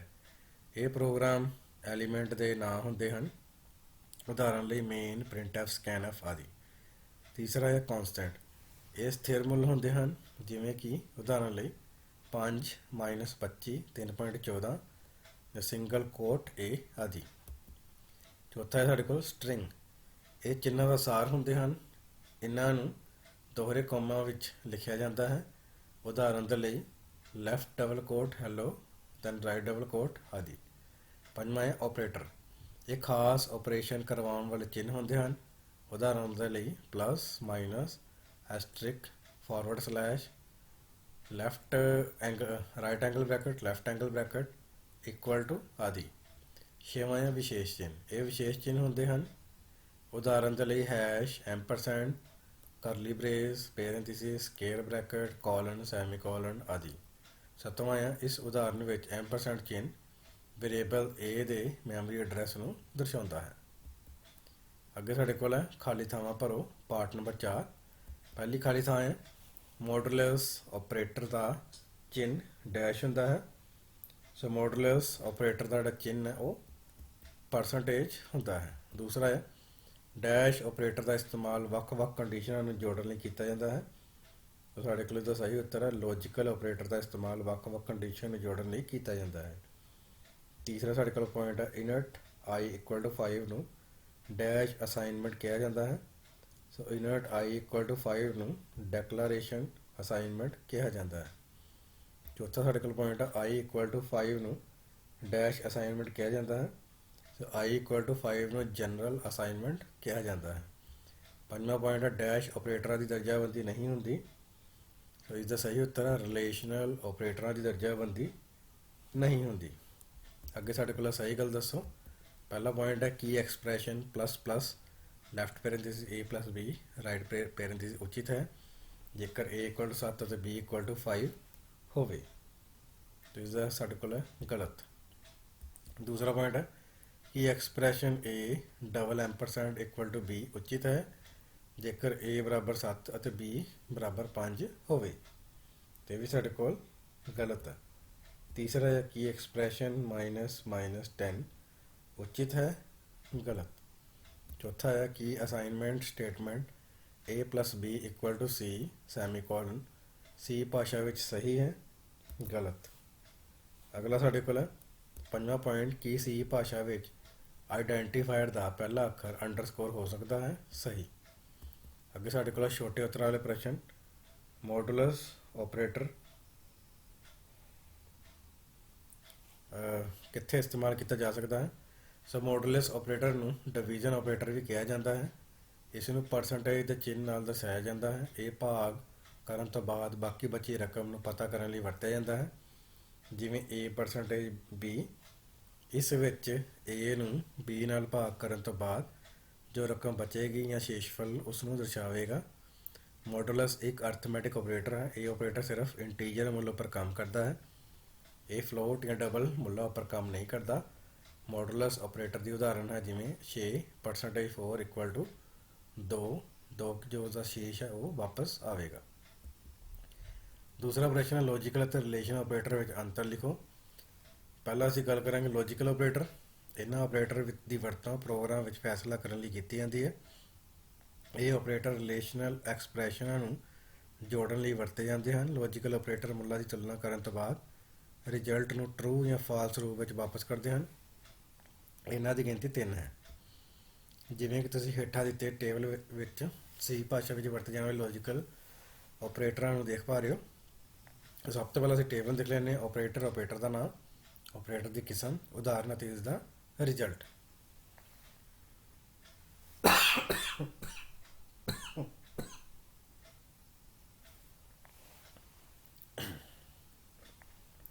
ਸੋ ਸਭ ਤੋਂ ਪਹਿਲਾਂ ਹੈ ਐਮਪਰਸੈਂਡ, ਡਬਲ ਐਮਪਰਸੈਂਡ। ਇਸ ਨੂੰ ਅਸੀਂ ਕਹਿੰਦੇ ਹਾਂ ਲੌਜੀਕਲ ਐਂਡ। ਇਸ ਆਪਰੇਟਰ ਦੀ ਕਿਸਮ ਹੈ ਬਾਈਨਰੀ ਆਪਰੇਟਰ। ਜਿਵੇਂ ਕਿ ਤੁਸੀਂ ਦੇਖ ਪਾ ਰਹੇ ਹੋ 8 ਜਿਹੜਾ 8 ਹੈ ਉਹ 7 ਨਾਲੋਂ ਵੱਡਾ ਹੈ ਤੇ ਐਮਪਰਸੈਂਡ ਸ਼ੋ ਕਰ ਰਿਹਾ ਐਂਡ 8 ਜਿਹੜਾ ਹੈ ਉਹ 6 ਨਾਲੋਂ ਵੀ ਵੱਡਾ ਹੈ। ਮਤਲਬ 8 ਜਿਹੜਾ 7 ਨਾਲੋਂ ਵੀ ਵੱਡਾ ਹੈ ਤੇ 8 6 ਨਾਲੋਂ ਵੀ ਵੱਡਾ ਹੈ। ਮਤਲਬ ਕੰਡੀਸ਼ਨ ਕੀ ਹੋਗੀ? ਟਰੂ। ਤੇ ਇਸ ਕਰਕੇ ਇਹਦਾ ਨਤੀਜਾ ਕੀ ਆਏਗਾ? ਟਰੂ ਹੋਏਗਾ। ਦੂਸਰੀ ਸਾਡੇ ਕੋਲ ਲੌਜੀਕਲ ਔਰ। ਲੌਜੀਕਲ ਔਰ ਵੀ ਸਾਡੇ ਕੋਲ ਇੱਕ ਬਾਈਨਰੀ ਆਪਰੇਟਰ ਹੈ। ਜਿਵੇਂ ਅਸੀਂ ਹੁਣ ਇਸਦੀ ਉਦਾਹਰਨ ਦੇਖ ਲੈਂਦੇ ਹਾਂ, 8 ਜਿਹੜਾ ਹੈ ਉਹ 7 ਨਾਲੋਂ ਵੱਡਾ ਹੈ, ਗ੍ਰੇਟਰ ਹੈ, ਔਰ 8 ਜਿਹੜਾ ਹੈ ਉਹ 6 ਨਾਲੋਂ ਵੀ ਵੱਡਾ ਹੈ। ਤੇ ਇਹਦੇ ਵਿੱਚੋਂ ਦੋਵਾਂ ਵਿੱਚੋਂ ਇੱਕ ਕੰਡੀਸ਼ਨ, ਜੇਕਰ ਇੱਕ ਵੀ ਕੰਡੀਸ਼ਨ ਟਰੂ ਹੋ ਗਈ ਤਾਂ ਇਹਦਾ ਜਿਹੜਾ ਨਤੀਜਾ ਹੈ ਉਹ ਟਰੂ ਆਵੇਗਾ। ਉਸ ਤੋਂ ਬਾਅਦ ਤੀਸਰਾ ਹੈ ਲੌਜੀਕਲ ਨੋਟ। ਇਹ ਸਾਡੇ ਕੋਲ ਇੱਕ ਯੂਨਰੀ ਆਪਰੇਟਰ ਹੈ ਤੇ ਇਸ ਵਿੱਚ ਜਿਹੜਾ ਐਕਸਪ੍ਰੈਸ਼ਨ ਉਹਦਾ ਜੋ ਵੀ ਨਤੀਜਾ ਆਏਗਾ ਉਹ ਉਸ ਦਾ ਉਲਟ ਕਰ ਦੇਗਾ। ਜਿਵੇਂ ਕਿ 8 ਜਿਹੜਾ ਹੈ ਉਹ 7 ਨਾਲੋਂ ਵੱਡਾ ਹੈ ਅਤੇ ਜਿਹੜਾ 8 ਹੈ ਉਹ 6 ਨਾਲੋਂ ਵੀ ਵੱਡਾ ਹੈ। ਕੰਡੀਸ਼ਨ ਕੀ ਹੋਗੀ? ਟਰੂ। ਤੇ ਬਾਹਰ ਉਹਦੇ ਨੋਟ ਲੱਗਾ ਹੋਇਆ, ਟਰੂ ਨੂੰ ਕੀ ਕਰ ਦੇਗਾ? ਫਾਲਸ ਵਿੱਚ ਬਦਲ ਦੇਵੇਗਾ। ਅੱਗੇ ਸਾਡੇ ਕੋਲ ਹੈ ਰਿਲੇਸ਼ਨਲ ਆਪਰੇਟਰ। ਇਹਨਾਂ ਆਪਰੇਟਰਾਂ ਦੀ ਵਰਤੋਂ ਮੁੱਲਾਂ ਦੀ ਤੁਲਨਾ ਕਰਨ ਲਈ ਕੀਤੀ ਜਾਂਦੀ ਹੈ। ਰਿਲੇਸ਼ਨਲ ਆਪਰੇਟਰ ਮੁੱਲਾਂ ਦੀ ਤੁਲਨਾ ਕਰਨ ਤੋਂ ਬਾਅਦ ਰਿਜ਼ਲਟ ਨੂੰ ਟਰੂ ਜਾਂ ਫਾਲਸ ਰੂਪ ਵਿੱਚ ਵਾਪਸ ਕਰਦੇ ਹਨ। ਇਹਨਾਂ ਦੀ ਗਿਣਤੀ 6 ਹੈ। ਤੋ ਹੇਠਾਂ ਟੇਬਲ ਵਿੱਚ ਸੀ ਭਾਸ਼ਾ ਵਿੱਚ ਵਰਤੇ ਜਾਣ ਵਾਲੇ ਰਿਲੇਸ਼ਨ ਆਪਰੇਟਰ ਦਿੱਤੇ ਗਏ ਹਨ। ਜਿਵੇਂ ਕਿ ਤੁਸੀਂ ਟੇਬਲ ਦੇਖ ਪਾ ਰਹੇ ਹੋ, ਆਪਰੇਟਰ ਦਾ ਨਾਮ, ਆਪਰੇਟਰ ਦੀ ਕਿਸਮ, ਉਦਾਹਰਨ ਅਤੇ ਇਸ ਦਾ ਰਿਜ਼ਲਟ। ਪਹਿਲਾਂ ਸਾਡੇ ਕੋਲ ਹੈ ਗ੍ਰੇਟਰ ਦੈਨ, ਜਿਹਨੂੰ ਅਸੀਂ ਕਹਿੰਦੇ ਹਾਂ ਵੱਡਾ ਹੈ। ਇਸ ਦੇ ਆਪਰੇਟਰ ਦੀ ਕਿਸਮ ਹੈ ਬਾਈਨਰੀ ਆਪਰੇਟਰ। ਜਿਵੇਂ ਕਿ ਤੁਸੀਂ ਉਦਾਹਰਨ ਵਿੱਚ ਦੇਖ ਪਾ ਰਹੇ ਹੋ, 8 ਗ੍ਰੇਟਰ ਦੈਨ 7। ਮਤਲਬ ਜਿਹੜਾ 8 ਹੈ ਉਹ 7 ਨਾਲੋਂ ਵੱਡਾ ਹੈ ਤੇ ਕੰਡੀਸ਼ਨ ਟਰੂ ਹੋ ਗਈ। ਇਸ ਕਰਕੇ ਇਹਦਾ ਨਤੀਜਾ ਕੀ ਹੋਏਗਾ? ਟਰੂ। ਦੂਸਰਾ ਹੈ ਗ੍ਰੇਟਰ ਦੈਨ ਜਾਂ ਇਕੁਅਲ ਟੂ। ਮਤਲਬ ਜਾਂ ਤੇ ਉਹ ਜਿਹੜਾ ਨੰਬਰ ਹੈ ਉਹ ਵੱਡਾ ਹੋਣਾ ਚਾਹੀਦਾ ਜਾਂ ਬਰਾਬਰ ਹੋਣਾ ਚਾਹੀਦਾ। ਤੇ ਇਸ ਆਪਰੇਟਰ ਦੀ ਕਿਸਮ ਹੈ ਬਾਈਨਰੀ ਆਪਰੇਟਰ। ਜਿਵੇਂ ਕਿ ਅਸੀਂ ਹੁਣ ਉਦਾਹਰਨ ਦੇਖ ਪਾ ਰਹੇ ਹਾਂ, 8 ਜਿਹੜਾ ਹੈ ਉਹ ਗ੍ਰੇਟਰ ਦੈਨ ਇਕੁਅਲ ਟੂ 7। ਮਤਲਬ 8 ਜਿਹੜਾ ਹੈ ਉਹ 7 ਨੂੰ ਜਾਂ ਤੇ ਵੱਡਾ ਹੈ ਤੇ ਜਾਂ ਬਰਾਬਰ ਹੈ। ਤੇ ਵੱਡਾ ਤਾਂ ਹੈ ਨਹੀਂ ਹੈ ਪਰ ਬਰਾਬਰ ਹੈ। ਮਤਲਬ ਦੋਵਾਂ 'ਚ ਕੰਡੀਸ਼ਨ ਟਰੂ ਹੋ ਗਈ। ਇਸ ਕਰਕੇ ਇਹਦਾ ਨਤੀਜਾ ਕੀ ਆ ਗਿਆ? ਟਰੂ। ਤੀਸਰਾ ਸਾਡੇ ਕੋਲ ਹੈ ਲੈਸ ਦੈਨ, ਯਾਨੀ ਕਿ ਛੋਟਾ ਹੈ। ਜਿਵੇਂ ਕਿ ਦੇਖ ਪਾ ਰਹੇ ਹਾਂ, 8 ਜਿਹੜਾ ਹੈ ਉਹ 7 ਨਾਲੋਂ ਛੋਟਾ ਵਾ ਨਹੀਂ। ਇਸ ਕਰਕੇ ਇਹਦਾ ਨਤੀਜਾ ਕੀ ਆ ਰਿਹਾ? ਫਾਲਸ। ਅਗਲਾ ਹੈ ਲੈਸ ਦੈਨ ਔਰ ਇਕੁਅਲ ਟੂ, ਜਾਂ ਤੇ ਛੋਟਾ ਹੋਏ ਜਾਂ ਬਰਾਬਰ ਹੋਏ। ਤਾਂ ਜਿਵੇਂ ਕਿ ਅਸੀਂ ਹੁਣ ਇਸਦੀ ਵੀ ਕਿਸਮ ਹੈ ਬਾਈਨਰੀ ਆਪਰੇਟਰ। ਤੇ ਉਦਾਹਰਨ ਵਿੱਚ ਦੇਖ ਪਾ ਰਹੇ ਹਾਂ, 8 ਜਿਹੜਾ ਹੈ ਲੈਸ ਦੈਨ ਇਕੁਅਲ ਟੂ 7। ਮਤਲਬ ਨਾ ਤੇ 8 ਜਿਹੜਾ 7 ਨਾਲੋਂ ਛੋਟਾ ਹੈ ਤੇ ਨਾ ਹੀ ਉਸਦੇ ਬਰਾਬਰ ਹੈ। ਇਸ ਕਰਕੇ ਇਸ ਦਾ ਨਤੀਜਾ ਕੀ ਆਏਗਾ? ਫਾਲਸ। ਉਸ ਤੋਂ ਬਾਅਦ ਹੈ ਇਕੁਅਲ ਟੂ। ਇਕੁਅਲ ਟੂ ਨੂੰ ਅਸੀਂ 2 ਵਾਰੀ ਬਰਾਬਰ ਲਿਖ ਕੇ ਸੀ ਭਾਸ਼ਾ ਵਿੱਚ ਦਰਸਾਉਂਦੇ ਹਾਂ। ਤੇ ਇਸ ਦੀ ਜਿਹੜੀ ਆਪਰੇਟਰ ਦੀ ਕਿਸਮ ਹੈ ਬਾਈਨਰੀ ਆਪਰੇਟਰ ਹੈ। ਤੇ 8 ਬਰਾਬਰ 7, ਯਾਨੀ ਕਿ ਜਿਹੜਾ 8 ਹੈ ਉਹ 7 ਦੇ ਬਰਾਬਰ ਨਹੀਂ ਹੈ। ਇਸ ਕਰਕੇ ਇਸ ਦਾ ਨਤੀਜਾ ਵੀ ਕੀ ਆਏਗਾ? ਫਾਲਸ। ਲਾਸਟ ਹੈ ਸਾਡੇ ਕੋਲ ਨੋਟ ਇਕੁਅਲ ਟੂ, ਯਾਨੀ ਕਿ ਬਰਾਬਰ ਨਹੀਂ ਹੈ। ਤੇ ਇਹ ਵੀ ਸਾਡੇ ਕੋਲ ਇੱਕ ਬਾਈਨਰੀ ਆਪਰੇਟਰ ਹੈ। ਜਿਵੇਂ ਕਿ ਅਸੀਂ ਉਦਾਹਰਨ 'ਚ ਦੇਖ ਪਾ ਰਹੇ ਹਾਂ, 8 ਨੋਟ ਇਕੁਅਲ ਟੂ 7। ਮਤਲਬ ਜਿਹੜਾ 8 ਹੈ ਉਹ 7 ਦੇ ਇਕੁਅਲ ਨਹੀਂ ਹੈ। ਇਸ ਦਾ ਮਤਲਬ ਕੰਡੀਸ਼ਨ ਕੀ ਹੋਗੀ? ਟਰੂ। ਇਸ ਕਰਕੇ ਇਸ ਦਾ ਨਤੀਜਾ ਕੀ ਆਏਗਾ? ਟਰੂ। ਅੱਗੇ ਸਾਡੇ ਕੋਲ ਤੀਸਰਾ ਪ੍ਰਸ਼ਨ ਹੈ ਯੂਨਰੀ ਆਪਰੇਟਰ ਕੀ ਹੁੰਦੇ ਹਨ। ਯੂਨਰੀ ਆਪਰੇਟਰ ਉਹ ਆਪਰੇਟਰ ਹੁੰਦੇ ਹਨ ਜਿਨ੍ਹਾਂ ਨੂੰ ਆਪਣਾ ਕੰਮ ਕਰਨ ਲਈ ਇੱਕ ਆਪਰੈਂਡ ਦੀ ਲੋੜ ਪੈਂਦੀ ਹੈ। ਉਦਾਹਰਨ ਲਈ ਇਨਕਰੀਮੈਂਟ ਪਲੱਸ ਪਲੱਸ ਅਤੇ decrement minus minus operator unary operator ਹਨ। ਇਨਕਰੀਮੈਂਟ ਆਪਰੇਟਰ ਦਿੱਤੇ ਗਏ ਵੇਰੀਏਬਲ ਦੇ ਮੁੱਲ ਵਿੱਚ ਇੱਕ ਅੰਕ ਦਾ ਵਾਧਾ ਕਰਦਾ ਹੈ ਅਤੇ ਡਿਕਰੀਮੈਂਟ ਆਪਰੇਟਰ ਮੁੱਲ ਵਿੱਚ ਇੱਕ ਅੰਕ ਘਟਾ ਦਿੰਦਾ ਹੈ। ਉਦਾਹਰਨ ਦੇ ਲਈ ਜੇਕਰ ਸਾਡੇ ਕੋਲ ਇੱਕ ਇੰਟੀਜਰ x ਦੇ ਵਿੱਚ 8 ਪਿਆ ਹੋਇਆ ਤਾਂ x ਪਲੱਸ ਪਲੱਸ ਕਰਨ 'ਤੇ x ਦਾ ਮੁੱਲ 8 ਤੋਂ 9 ਕਰ ਦੇਵੇਗਾ। ਅਤੇ ਜੇਕਰ ਅਸੀਂ x decrement operator minus minus ਦੀ ਵਰਤੋਂ ਕਰਦੇ ਹਾਂ ਤਾਂ x ਦਾ ਮੁੱਲ 8 ਤੋਂ 7 ਕਰ ਦੇਵੇਗਾ। ਅੱਗੇ ਸਾਡੇ ਕੋਲ ਚੌਥਾ ਪ੍ਰਸ਼ਨ ਹੈ ਇਨਕਰੀਮੈਂਟ ਅਤੇ ਡਿਕਰੀਮੈਂਟ ਆਪਰੇਟਰ ਦਾ ਇੱਕ ਉਦਾਹਰਨ ਲਿਖੋ। ਸੋ ਇਨਕਰੀਮੈਂਟ ਅਤੇ ਡਿਕਰੀਮੈਂਟ ਆਪਰੇਟਰ ਯੂਨਰੀ ਆਪਰੇਟਰ ਹਨ। ਇਨਕਰੀਮੈਂਟ ਆਪਰੇਟਰ ਦਿੱਤੇ ਗਏ ਵੇਰੀਏਬਲ ਦੇ ਮੁੱਲ ਵਿੱਚ ਇੱਕ ਅੰਕ ਦਾ ਵਾਧਾ ਕਰਦਾ ਹੈ ਅਤੇ ਡਿਕਰੀਮੈਂਟ ਆਪਰੇਟਰ ਮੁੱਲ ਵਿੱਚ ਇੱਕ ਅੰਕ ਘਟਾ ਦਿੰਦਾ ਹੈ। ਉਦਾਹਰਨ ਲਈ ਜੇਕਰ ਇਨਟ x ਇਕੁਅਲ ਟੂ 8 ਹੈ ਤਾਂ x ਪਲੱਸ ਪਲੱਸ ਕਰਨ 'ਤੇ x ਦਾ ਮੁੱਲ 8 ਤੋਂ 9 ਕਰ ਦੇਵੇਗਾ ਅਤੇ x ਮਾਈਨਸ ਮਾਈਨਸ ਕਰਨ 'ਤੇ x ਦਾ ਮੁੱਲ 8 ਤੋਂ 7 ਕਰ ਦੇਵੇਗਾ। ਅੱਗੇ ਸਾਡੇ ਕੋਲ ਪੰਜਵਾਂ ਪ੍ਰਸ਼ਨ ਹੈ ਐਕਸਪ੍ਰੈਸ਼ਨ ਕੀ ਹੁੰਦਾ ਹੈ। ਸੀ ਭਾਸ਼ਾ ਵਿੱਚ ਐਕਸਪ੍ਰੈਸ਼ਨ ਦਾ ਕੀ ਇਸਤੇਮਾਲ ਹੁੰਦਾ ਹੈ। ਸੀ ਭਾਸ਼ਾ ਵਿੱਚ ਐਕਸਪ੍ਰੈਸ਼ਨ ਇੱਕ ਫਾਰਮੂਲਾ ਹੁੰਦਾ ਹੈ। ਇਹ ਸੀ ਭਾਸ਼ਾ ਦੇ ਆਪਰੇਟਰਾਂ ਅਤੇ ਆਪਰੈਂਡਾਂ ਦੇ ਸਹੀ ਸੁਮੇਲ ਤੋਂ ਬਣਦਾ ਹੈ। ਆਪਰੇਟਰ ਆਪਰੈਂਡਾਂ ਉੱਪਰ ਕੰਮ ਕਰਨ ਤੋਂ ਬਾਅਦ ਨਤੀਜੇ ਨੂੰ ਵਾਪਸ ਕਰਦੇ ਹਨ। ਅਸੀਂ ਇਸ ਨਤੀਜੇ ਦਾ ਇਸਤੇਮਾਲ ਆਪਣੇ ਪ੍ਰੋਗਰਾਮ ਵਿੱਚ ਕਰ ਸਕਦੇ ਹਾਂ। ਉਦਾਹਰਨ ਲਈ x ਇਕੁਅਲ ਟੂ 3 + 4। ਇਹ ਇੱਕ ਐਕਸਪ੍ਰੈਸ਼ਨ ਹੈ ਜਿਸ ਵਿੱਚ x 3 ਤੇ 4 ਆਪਰੈਂਡ ਹਨ ਅਤੇ ਬਰਾਬਰ ਅਤੇ ਜਮਾ ਆਪਰੇਟਰ ਹਨ। ਇਹ ਸਾਨੂੰ ਨਤੀਜੇ ਵਜੋਂ ਮੁੱਲ 7 ਵਾਪਸ ਕਰੇਗਾ। ਅੱਗੇ ਸਾਡੇ ਕੋਲ 6ਵਾਂ ਆਪਰੇਸ਼ਨ ਹੈ ਅਸਾਈਨਮੈਂਟ ਆਪਰੇਟਰ ਦੀਆਂ ਵੱਖ-ਵੱਖ ਕਿਸਮਾਂ ਲਿਖੋ। So assignment operator set equal to operator ਹੁੰਦਾ ਹੈ। ਇਸ ਦੀ ਵਰਤੋਂ ਕਿਸੇ ਮੁੱਲ ਨੂੰ ਵੇਰੀਏਬਲ, ਕਾਂਸਟੈਂਟ ਆਦਿ ਵਿੱਚ ਸਟੋਰ ਕਰਨ ਲਈ ਕੀਤੀ ਜਾਂਦੀ ਹੈ। ਅਸਾਈਨਮੈਂਟ ਆਪਰੇਟਰ ਬਰਾਬਰ ਚਿੰਨ੍ਹ ਦੀ ਵਰਤੋਂ ਕਰਦਾ ਹੈ। ਉਦਾਹਰਨ ਲਈ x ਬਰਾਬਰ 8 ਸੈਮੀਕੋਲਨ। ਅਸਾਈਨਮੈਂਟ ਆਪਰੇਟਰ ਕਈ ਕਿਸਮਾਂ ਦੇ ਹੁੰਦੇ ਹਨ। ਹੇਠਾਂ ਦਿੱਤੇ ਗਏ ਟੇਬਲ ਵਿੱਚ ਤੁਸੀਂ ਵੱਖ-ਵੱਖ ਅਸਾਈਨਮੈਂਟ ਆਪਰੇਟਰਾਂ ਨੂੰ ਵੇਖ ਸਕਦੇ ਹੋ। ਜਿਵੇਂ ਪਹਿਲਾਂ ਸਾਡੇ ਕੋਲ ਟੇਬਲ ਹੈ ਆਪਰੇਟਰ, ਆਪਰੇਟਰ ਦਾ ਨਾਮ, ਉਦਾਹਰਨ ਤੇ ਵਿਆਖਿਆ। ਪਹਿਲਾਂ ਸਾਡੇ ਕੋਲ ਹੈ ਪਲੱਸ ਇਕੁਅਲ ਟੂ, ਜਿਸ ਨੂੰ ਅਸੀਂ ਐਡੀਸ਼ਨ ਅਸਾਈਨਮੈਂਟ ਕਹਿੰਦੇ ਹਾਂ। ਤਾਂ ਅਸੀਂ ਇਸ ਨੂੰ x ਪਲੱਸ ਇਕੁਅਲ ਟੂ 8 ਰਾਹੀਂ ਵਾਂਗ ਲਿਖ ਸਕਦੇ ਹਾਂ, ਜਿਸ ਦਾ ਜਿਹੜਾ ਪੂਰਨ ਰੂਪ ਹੈ x equal to x plus 8। ਦੂਸਰਾ ਹੈ ਮਾਈਨਸ ਇਕੁਅਲ ਟੂ, ਇਸ ਨੂੰ ਅਸੀਂ ਸਬਟਰੈਕਸ਼ਨ ਅਸਾਈਨਮੈਂਟ ਆਖਦੇ ਹਾਂ। ਇਸ ਨੂੰ ਅਸੀਂ ਉਦਾਹਰਨ ਵਿੱਚ x ਮਾਈਨਸ ਇਕੁਅਲ ਟੂ 8 ਦੇ ਤੌਰ 'ਤੇ ਦਰਸਾ ਸਕਦੇ ਹਾਂ। ਅਤੇ ਜੇਕਰ ਅਸੀਂ ਇਸ ਨੂੰ ਪੂਰਨ ਅੰਕ ਵਿੱਚ ਲਿਖਣਾ ਹੋਏ ਤਾਂ x equal to x minus 8 ਦੇ ਰੂਪ ਵਿੱਚ ਅਸੀਂ ਇਸ ਨੂੰ ਪੂਰਾ ਲਿਖਦੇ ਹਾਂ। ਅਗਲਾ ਹੈ ਸਾਡੇ ਕੋਲ ਐਸਟਰਿਕ ਇਕੁਅਲ ਟੂ, ਜਿਸ ਨੂੰ ਅਸੀਂ ਮਲਟੀਪਲੀਕੇਸ਼ਨ ਅਸਾਈਨਮੈਂਟ ਕਹਿੰਦੇ ਹਾਂ। ਇਸ ਨੂੰ ਵੀ ਅਸੀਂ x ਐਸਟਰਿਕ ਇਕੁਅਲ ਟੂ 8, ਜਿਸ ਨੂੰ ਅਸੀਂ ਪੂਰੇ ਰੂਪ ਵਿੱਚ x ਬਰਾਬਰ x ਇੰਟੂ 8 ਰਾਹੀਂ ਦਰਸਾ ਸਕਦੇ ਹਾਂ। ਇਸੇ ਤਰ੍ਹਾਂ ਫਾਰਵਰਡ ਸਲੈਸ਼ ਇਕੁਅਲ ਟੂ, ਜਿਸ ਨੂੰ ਡਿਵੀਜ਼ਨ ਅਸਾਈਨਮੈਂਟ ਕਹਿੰਦੇ ਹਾਂ। ਇਸ ਨੂੰ ਵੀ ਅਸੀਂ x forward slash equal to 8, ਜਿਸ ਨੂੰ ਅਸੀਂ ਪੂਰੇ ਰੂਪ ਵਿੱਚ x equal to x upon 8 ਰਾਹੀਂ ਦਰਸਾ ਸਕਦੇ ਹਾਂ। ਉਸੇ ਤਰ੍ਹਾਂ ਹੀ ਪਰਸੈਂਟੇਜ ਇਕੁਅਲ ਟੂ, ਜਿਸ ਨੂੰ ਅਸੀਂ ਮੋਡੂਲਸ ਅਸਾਈਨਮੈਂਟ ਕਹਿੰਦੇ ਹਾਂ। ਇਸ ਨੂੰ ਵੀ ਅਸੀਂ x ਪਰਸੈਂਟੇਜ ਇਕੁਅਲ ਟੂ 8, ਜਿਸ ਨੂੰ ਪੂਰੇ ਰੂਪ ਵਿੱਚ x equal to x percentage 8 ਇਸ ਤਰ੍ਹਾਂ ਦਰਸਾ ਸਕਦੇ ਹਾਂ। ਅੱਗੇ ਸਾਡੇ ਕੋਲ 7ਵਾਂ ਆਪਰੇਸ਼ਨ ਹੈ ਆਪਰੈਂਡ। ਕੀ ਹੁੰਦਾ ਹੈ? ਆਪਰੈਂਡ ਉਹ ਮੁੱਲ ਹੁੰਦੇ ਹਨ ਜਿਨ੍ਹਾਂ ਉੱਪਰ ਆਪਰੇਟਰ ਆਪਣਾ ਕੰਮ ਕਰ ਸਕਦੇ ਹਨ। ਉਦਾਹਰਨ ਲਈ x ਪਲੱਸ 8 ਸੈਮੀਕੋਲਨ। ਇਸ ਉਦਾਹਰਨ ਵਿੱਚ x ਅਤੇ 8 ਆਪਰੈਂਡ ਹਨ ਜਿਨ੍ਹਾਂ ਉੱਪਰ ਪਲੱਸ ਆਪਰੇਟਰ ਆਪਣਾ ਕੰਮ ਕਰ ਰਿਹਾ ਹੈ। ਅੱਗੇ ਸਾਡੇ ਕੋਲ 8ਵਾਂ ਆਪਰੇਸ਼ਨ ਹੈ ਆਪਰੇਟਰ ਕੀ ਹੁੰਦੇ ਹਨ। ਵੱਖ-ਵੱਖ ਕਿਸਮਾਂ ਦੇ ਆਪਰੇਟਰਾਂ ਦੀ ਜਾਣਕਾਰੀ ਦਿਓ। ਸੋ ਉਹ ਚਿੰਨ੍ਹ ਜਿਹੜੇ ਕਿਸੇ ਖਾਸ ਆਪਰੇਸ਼ਨ ਨੂੰ ਆਪਰੇਟ ਕਰਨ ਲਈ ਵਰਤੇ ਜਾਂਦੇ ਹਨ, ਉਹਨਾਂ ਨੂੰ ਆਪਰੇਟਰ ਕਿਹਾ ਜਾਂਦਾ ਹੈ। ਆਪਰੈਂਡਾਂ ਦੀ ਗਿਣਤੀ ਅਨੁਸਾਰ ਆਪਰੇਟਰ 3 ਕਿਸਮਾਂ ਦੇ ਹੁੰਦੇ ਹਨ। ਪਹਿਲਾ ਸਾਡੇ ਕੋਲ ਹੈ ਯੂਨਰੀ ਆਪਰੇਟਰ। ਇਹ ਉਹ ਆਪਰੇਟਰ ਹੁੰਦੇ ਹਨ ਜਿਨ੍ਹਾਂ ਨੂੰ ਆਪਣਾ ਕੰਮ ਕਰਨ ਲਈ ਕੇਵਲ ਇੱਕ ਆਪਰੈਂਡ ਦੀ ਜ਼ਰੂਰਤ ਪੈਂਦੀ ਹੈ। ਉਦਾਹਰਨ ਲਈ x plus plus, y minus minus ਆਦਿ। ਦੂਸਰਾ ਹੈ ਬਾਈਨਰੀ ਆਪਰੇਟਰ। ਇਹ ਉਹ ਆਪਰੇਟਰ ਹੁੰਦੇ ਹਨ ਜਿਨ੍ਹਾਂ ਨੂੰ ਆਪਣਾ ਕੰਮ ਕਰਨ ਲਈ ਦੋ ਆਪਰੈਂਡਾਂ ਦੀ ਜ਼ਰੂਰਤ ਪੈਂਦੀ ਹੈ। ਸੀ ਭਾਸ਼ਾ ਵਿੱਚ ਜ਼ਿਆਦਾਤਰ ਆਪਰੇਟਰ ਬਾਈਨਰੀ ਕਿਸਮ ਦੇ ਹੁੰਦੇ ਹਨ। ਉਦਾਹਰਨ ਲਈ x ਪਲੱਸ y ਜਾਂ x ਗ੍ਰੇਟਰ ਦੈਨ y ਆਦਿ। ਤੀਸਰਾ ਹੈ ਟਰਨਰੀ ਆਪਰੇਟਰ।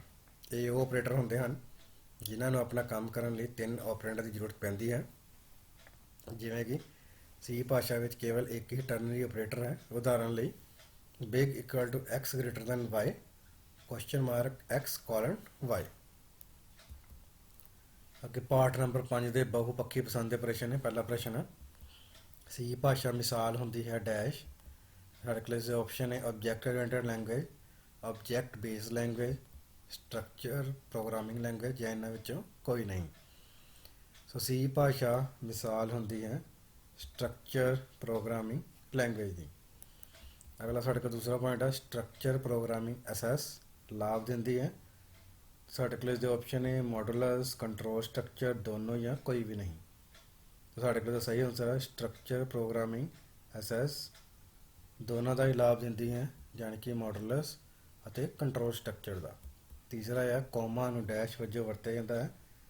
ਤਾਂ ਸਾਡੇ ਕੋਲ ਜੋ ਆਪਸ਼ਨ ਹੈ ਇਹ ਸੈਪਰੇਟਰ, ਐਨ ਆਪਰੇਟਰ, ਸੈਮੀਕੋਲਨ ਜਾਂ ਇਹ ਡਿਲੀਮੀਟਰ। ਸਾਡੇ ਕੋਲ ਸਹੀ ਉੱਤਰ ਹੈ ਕੋਮਾ ਨੂੰ ਇੱਕ ਆਪਰੇਟਰ ਦੇ ਤੌਰ 'ਤੇ ਵੀ ਵਰਤਿਆ ਜਾਂਦਾ ਹੈ। ਚੌਥੀ ਖਾਲੀ ਥਾਂ ਹੈ ਇੱਕ ਖਾਲੀ ਸਟੇਟਮੈਂਟ ਨੂੰ ਡੈਸ਼ ਦੁਆਰਾ ਪ੍ਰਗਟਾਇਆ ਜਾਂਦਾ ਹੈ। ਸਾਡੇ ਕੋਲ ਇਸ ਦੇ ਆਪਸ਼ਨ ਹੈ new line, blank space, semicolon ਜਾਂ ਕੋਲਨ। ਸੋ ਇੱਕ ਖਾਲੀ ਸਟੇਟਮੈਂਟ ਨੂੰ ਸੈਮੀਕੋਲਨ ਦੁਆਰਾ ਪ੍ਰਗਟਾਇਆ ਜਾ ਸਕਦਾ ਹੈ। ਅੱਗੇ ਸਾਡੇ ਕੋਲ ਪੰਜਵਾਂ ਹੈ ਇਨਫਾਨਾਈਟ ਲੂਪ ਹੁੰਦਾ ਹੈ ਡੈਸ਼। तो साढ़े को जो ऑप्शन है used for time delay, useless, अगला है यूज टू टर्मिनेट एग्जीक्यूशन या नॉट पॉसिबल। तो सारे इसका सही आंसर है इनफानाइट लूप होंदा है यूजफुल फॉर टाइम डिले। छेवां पॉइंट है ब्रेक स्टेटमेंट पॉजिटिव दी वरतों कीती जांदी है डैश लई। साढ़े को जो ऑप्शन है selective control structure only, loop control structure only, दोनों या switch case control structure only. साढ़े को सही उत्तर है ब्रेक स्टेटमेंट पॉजिटिव की वरतों की जाती है selective control structure only, loop control structure only, यानी कि दोनों जी। सतवां है कंटिन्यू स्टेटमेंट की वरतों डैश ਲਈ ਕੀਤੀ ਜਾਂਦੀ है। साढ़े को जो ऑप्शन है continue the next iteration of loop, exit the block of loop, continue execution of program even error occur, last exit the outmost block even it is used in the innermost block। तो साढ़े को सही उत्तर है continue statement की वरतों continuation the next iteration of loop ਲਈ ਕੀਤੀ ਜਾਂਦੀ है। ਅੱਗੇ ਸਾਡੇ ਕੋਲ ਸਹੀ ਗਲਤ ਦੱਸੋ। तो पहला ਸਾਡੇ ਕੋਲ पॉइंट है हर कंटिन्यू स्टेटमेंट की समाप्ति सैमीकोलन ਨਾਲ होनी चाहिए है, गलत। दूसरा है एल्स कीवर्ड हमेशा इफ स्टेटमेंट के नेड़े मेल खाता है, सही। तीन पॉइंट एक स्विच हदायत विच ब्रेक स्टेटमेंट की वरतों हर केस विच हुंदी है सिवाय अंतिम केस दे, सही। चौथा है स्विच स्टेटमेंट विच केस मुल हमेशा उपर जाण के क्रम विच होना चाहिए है, गलत। पंजवां है कंटिन्यू स्टेटमेंट नूं फैसला करने वाले स्टेटमेंट के नाल नहीं वरतिया जाना चाहिए, सही। ਅੱਗੇ ਸਾਡੇ ਕੋਲ ਛੋਟੇ ਹੱਥ ਵਾਲੇ ਪ੍ਰਸ਼ਨ ਆ ਗਏ ਲੂਪ ਕੀ ਹੁੰਦੀ ਹੈ। ਪ੍ਰੋਗਰਾਮ ਵਿੱਚ ਕੁਝ ਸਟੇਟਮੈਂਟਾਂ ਦੇ ਕ੍ਰਮ ਕਿਸੇ ਸ਼ਰਤ 'ਤੇ ਨਿਰਭਰ ਕਰਦੇ ਹਨ ਜਿਨ੍ਹਾਂ ਨੂੰ ਮੁੜ-ਮੁੜ ਲਾਗੂ ਕਰਨ ਜਾਂ ਦੁਹਰਾਉਣ ਦੀ ਜ਼ਰੂਰਤ ਪੈਂਦੀ ਹੈ, ਜਿਸ ਦੇ ਲਈ ਲੂਪਿੰਗ ਸਟੇਟਮੈਂਟ ਦੀ ਵਰਤੋਂ ਕੀਤੀ ਜਾਂਦੀ ਹੈ। ਲੂਪਿੰਗ ਸਟੇਟਮੈਂਟ ਪ੍ਰੋਗਰਾਮ ਵਿੱਚ ਲਗਾਈ ਗਈ ਸ਼ਰਤ ਨੂੰ ਉਸ ਸਮੇਂ ਤੱਕ ਲਾਗੂ ਜਾਂ ਦੁਹਰਾਈ ਕਰਦੀ ਰਹਿੰਦੀ ਹੈ ਜਦੋਂ ਤੱਕ ਸ਼ਰਤ ਦਾ ਮੁਲਾਂਕਣ ਉਸ ਨੂੰ ਗਲਤ ਸਾਬਤ ਨਹੀਂ ਕੀਤਾ ਜਾਂਦਾ। ਅੱਗੇ ਦੂਸਰਾ ਪ੍ਰਸ਼ਨ ਹੈ ਅਗਲੇ ਅਤੇ ਪਿਛਲੇ ਜੰਪ ਤੋਂ ਕੀ ਸਮਝਦੇ ਹੋ। इन्हां विकल्पों ਲਈ ਕਿਹੜਾ ਲੂਪ ਇਸਤੇਮਾਲ ਕੀਤਾ ਜਾਣਾ ਚਾਹੀਦਾ ਹੈ। ਸੋ ਕਿਸੇ ਪ੍ਰੋਗਰਾਮ ਵਿੱਚ ਜਦੋਂ ਲਾਗੂ ਕਰਨ ਦਾ ਕੰਟਰੋਲ ਕਿਸੇ ਇੱਕ ਥਾਂ ਤੋਂ ਛੱਡ ਕੇ ਕਿਸੇ ਹੋਰ ਸਟੇਟਮੈਂਟ 'ਤੇ ਭੇਜਿਆ ਜਾਂਦਾ ਹੈ ਤਾਂ ਉਸ ਨੂੰ ਫਾਰਵਰਡ ਜੰਪ ਕਹਿੰਦੇ ਹਨ। ਇਸੇ ਤਰ੍ਹਾਂ ਜਦੋਂ ਲਾਗੂ ਕਰਨ ਦਾ ਕੰਟਰੋਲ ਇੱਕ ਥਾਂ ਤੋਂ ਛੱਡ ਕੇ ਕਿਸੇ ਪਿੱਛੇ ਵਾਲੀ ਸਟੇਟਮੈਂਟ 'ਤੇ ਭੇਜਿਆ ਜਾਂਦਾ ਹੈ ਤਾਂ ਉਸ ਨੂੰ ਪਿਛਲਾ ਜਾਂ ਬੈਕਵਰਡ ਜੰਪ ਕਿਹਾ ਜਾਂਦਾ ਹੈ।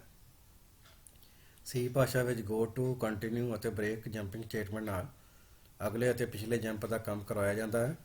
ਇਹਨਾਂ ਦੇ ਵਿਕਲਪ ਦੇ ਤੌਰ 'ਤੇ ਡੂ ਵਾਈਲ ਲੂਪ ਦੀ ਵਰਤੋਂ ਕੀਤੀ ਜਾ ਸਕਦੀ ਹੈ। ਤੀਸਰਾ ਪ੍ਰਸ਼ਨ ਹੈ ਇਫ ਐਲ ਸਟੇਟਮੈਂਟ ਤੁਸੀਂ ਕਦੋਂ ਪਹਿਲ ਦਿੰਦੇ ਹੋ। ਸੋ ਇਫ ਐਲ ਸਟੇਟਮੈਂਟ ਇੱਕ ਬ੍ਰਾਂਚਿੰਗ ਸਟੇਟਮੈਂਟ ਹੈ ਜਿਸ ਦੀ ਵਰਤੋਂ ਫੈਸਲਾ ਲੈਣ ਵਾਲੇ ਕੰਮ ਵਿੱਚ ਕੀਤੀ ਜਾਂਦੀ ਹੈ। ਜਦੋਂ ਅਸੀਂ ਕੁਝ ਸਟੇਟਮੈਂਟ ਵਿੱਚੋਂ ਇੱਕ ਸਮੇਂ ਕੇਵਲ ਇੱਕ ਹੀ ਸਟੇਟਮੈਂਟ ਦਾ ਲਾਗੂਕਰਨ ਕਰਨਾ ਹੋਵੇ ਉਸ ਸਮੇਂ ਇਫ ਐਲ ਸਟੇਟਮੈਂਟ ਨੂੰ ਪਹਿਲ ਦਿੱਤੀ ਜਾਂਦੀ ਹੈ। चौथा प्रश्न है चार बुनियादी कंडीशनल स्टेटमेंट किहड़े हैं।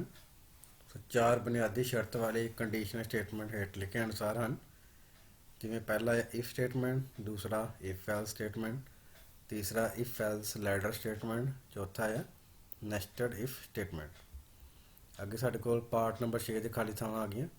पहली साडे कोल डू वाई स्टेटमेंट का आम रूप है do left brace statement then semicolon, उस तो बाद राइट ब्रेस तो बाद while, left parenthesis expression, right parenthesis semicolon बंद।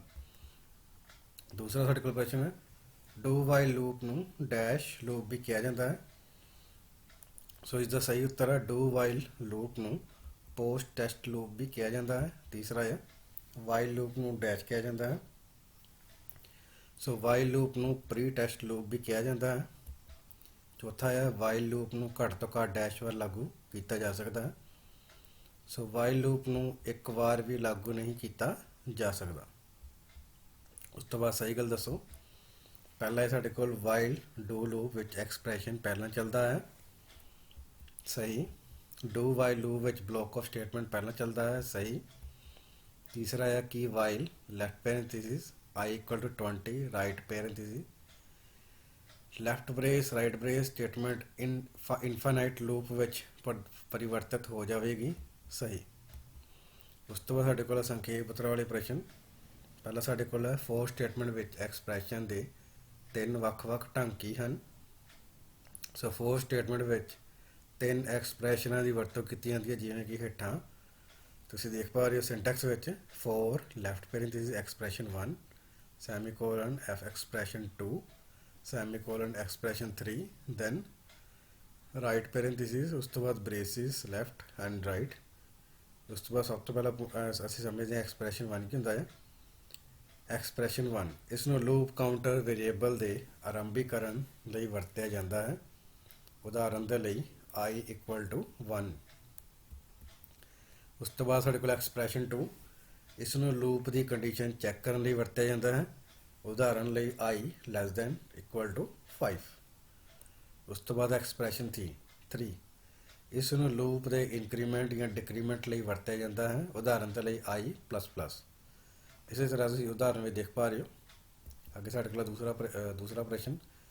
ਜਦੋਂ ਲੂਪ ਲਾਗੂ ਕੀਤਾ ਜਾਂਦਾ ਹੈ ਤਾਂ ਬੋਡੀ ਡੂ ਵਾਈਲ ਦੀ ਘੱਟੋ ਘੱਟ ਗਿਣਤੀ ਕਿੰਨੀ ਹੁੰਦੀ ਹੈ। ਜਦੋਂ ਲੂਪ ਲਾਗੂ ਕੀਤਾ ਜਾਂਦਾ ਹੈ ਤਾਂ ਬੋਡੀ ਡੂ ਵਾਈਲ ਦੀ ਘੱਟੋ ਘੱਟ ਗਿਣਤੀ 1 ਹੁੰਦੀ ਹੈ, ਕਿਉਂਕਿ ਇਹ ਪੋਸਟ ਟੈਸਟ ਲੂਪ ਹੈ। ਇਸ ਵਿੱਚ ਪਹਿਲਾ ਲੂਪ ਦੀ ਬੋਡੀ ਤਾਂ ਲਾਗੂ ਕਰਨ ਹੁੰਦਾ ਹੈ, ਬਾਅਦ ਵਿੱਚ ਕੰਡੀਸ਼ਨ ਚੈੱਕ ਕੀਤੀ ਜਾਂਦੀ ਹੈ। ਇਸ ਲਈ do while loop the body ਦੀ ਲਾਗੂ ਕਰਨ ਦੀ ਗਿਣਤੀ ਘੱਟੋ ਘੱਟ 1 ਹੁੰਦੀ ਹੈ।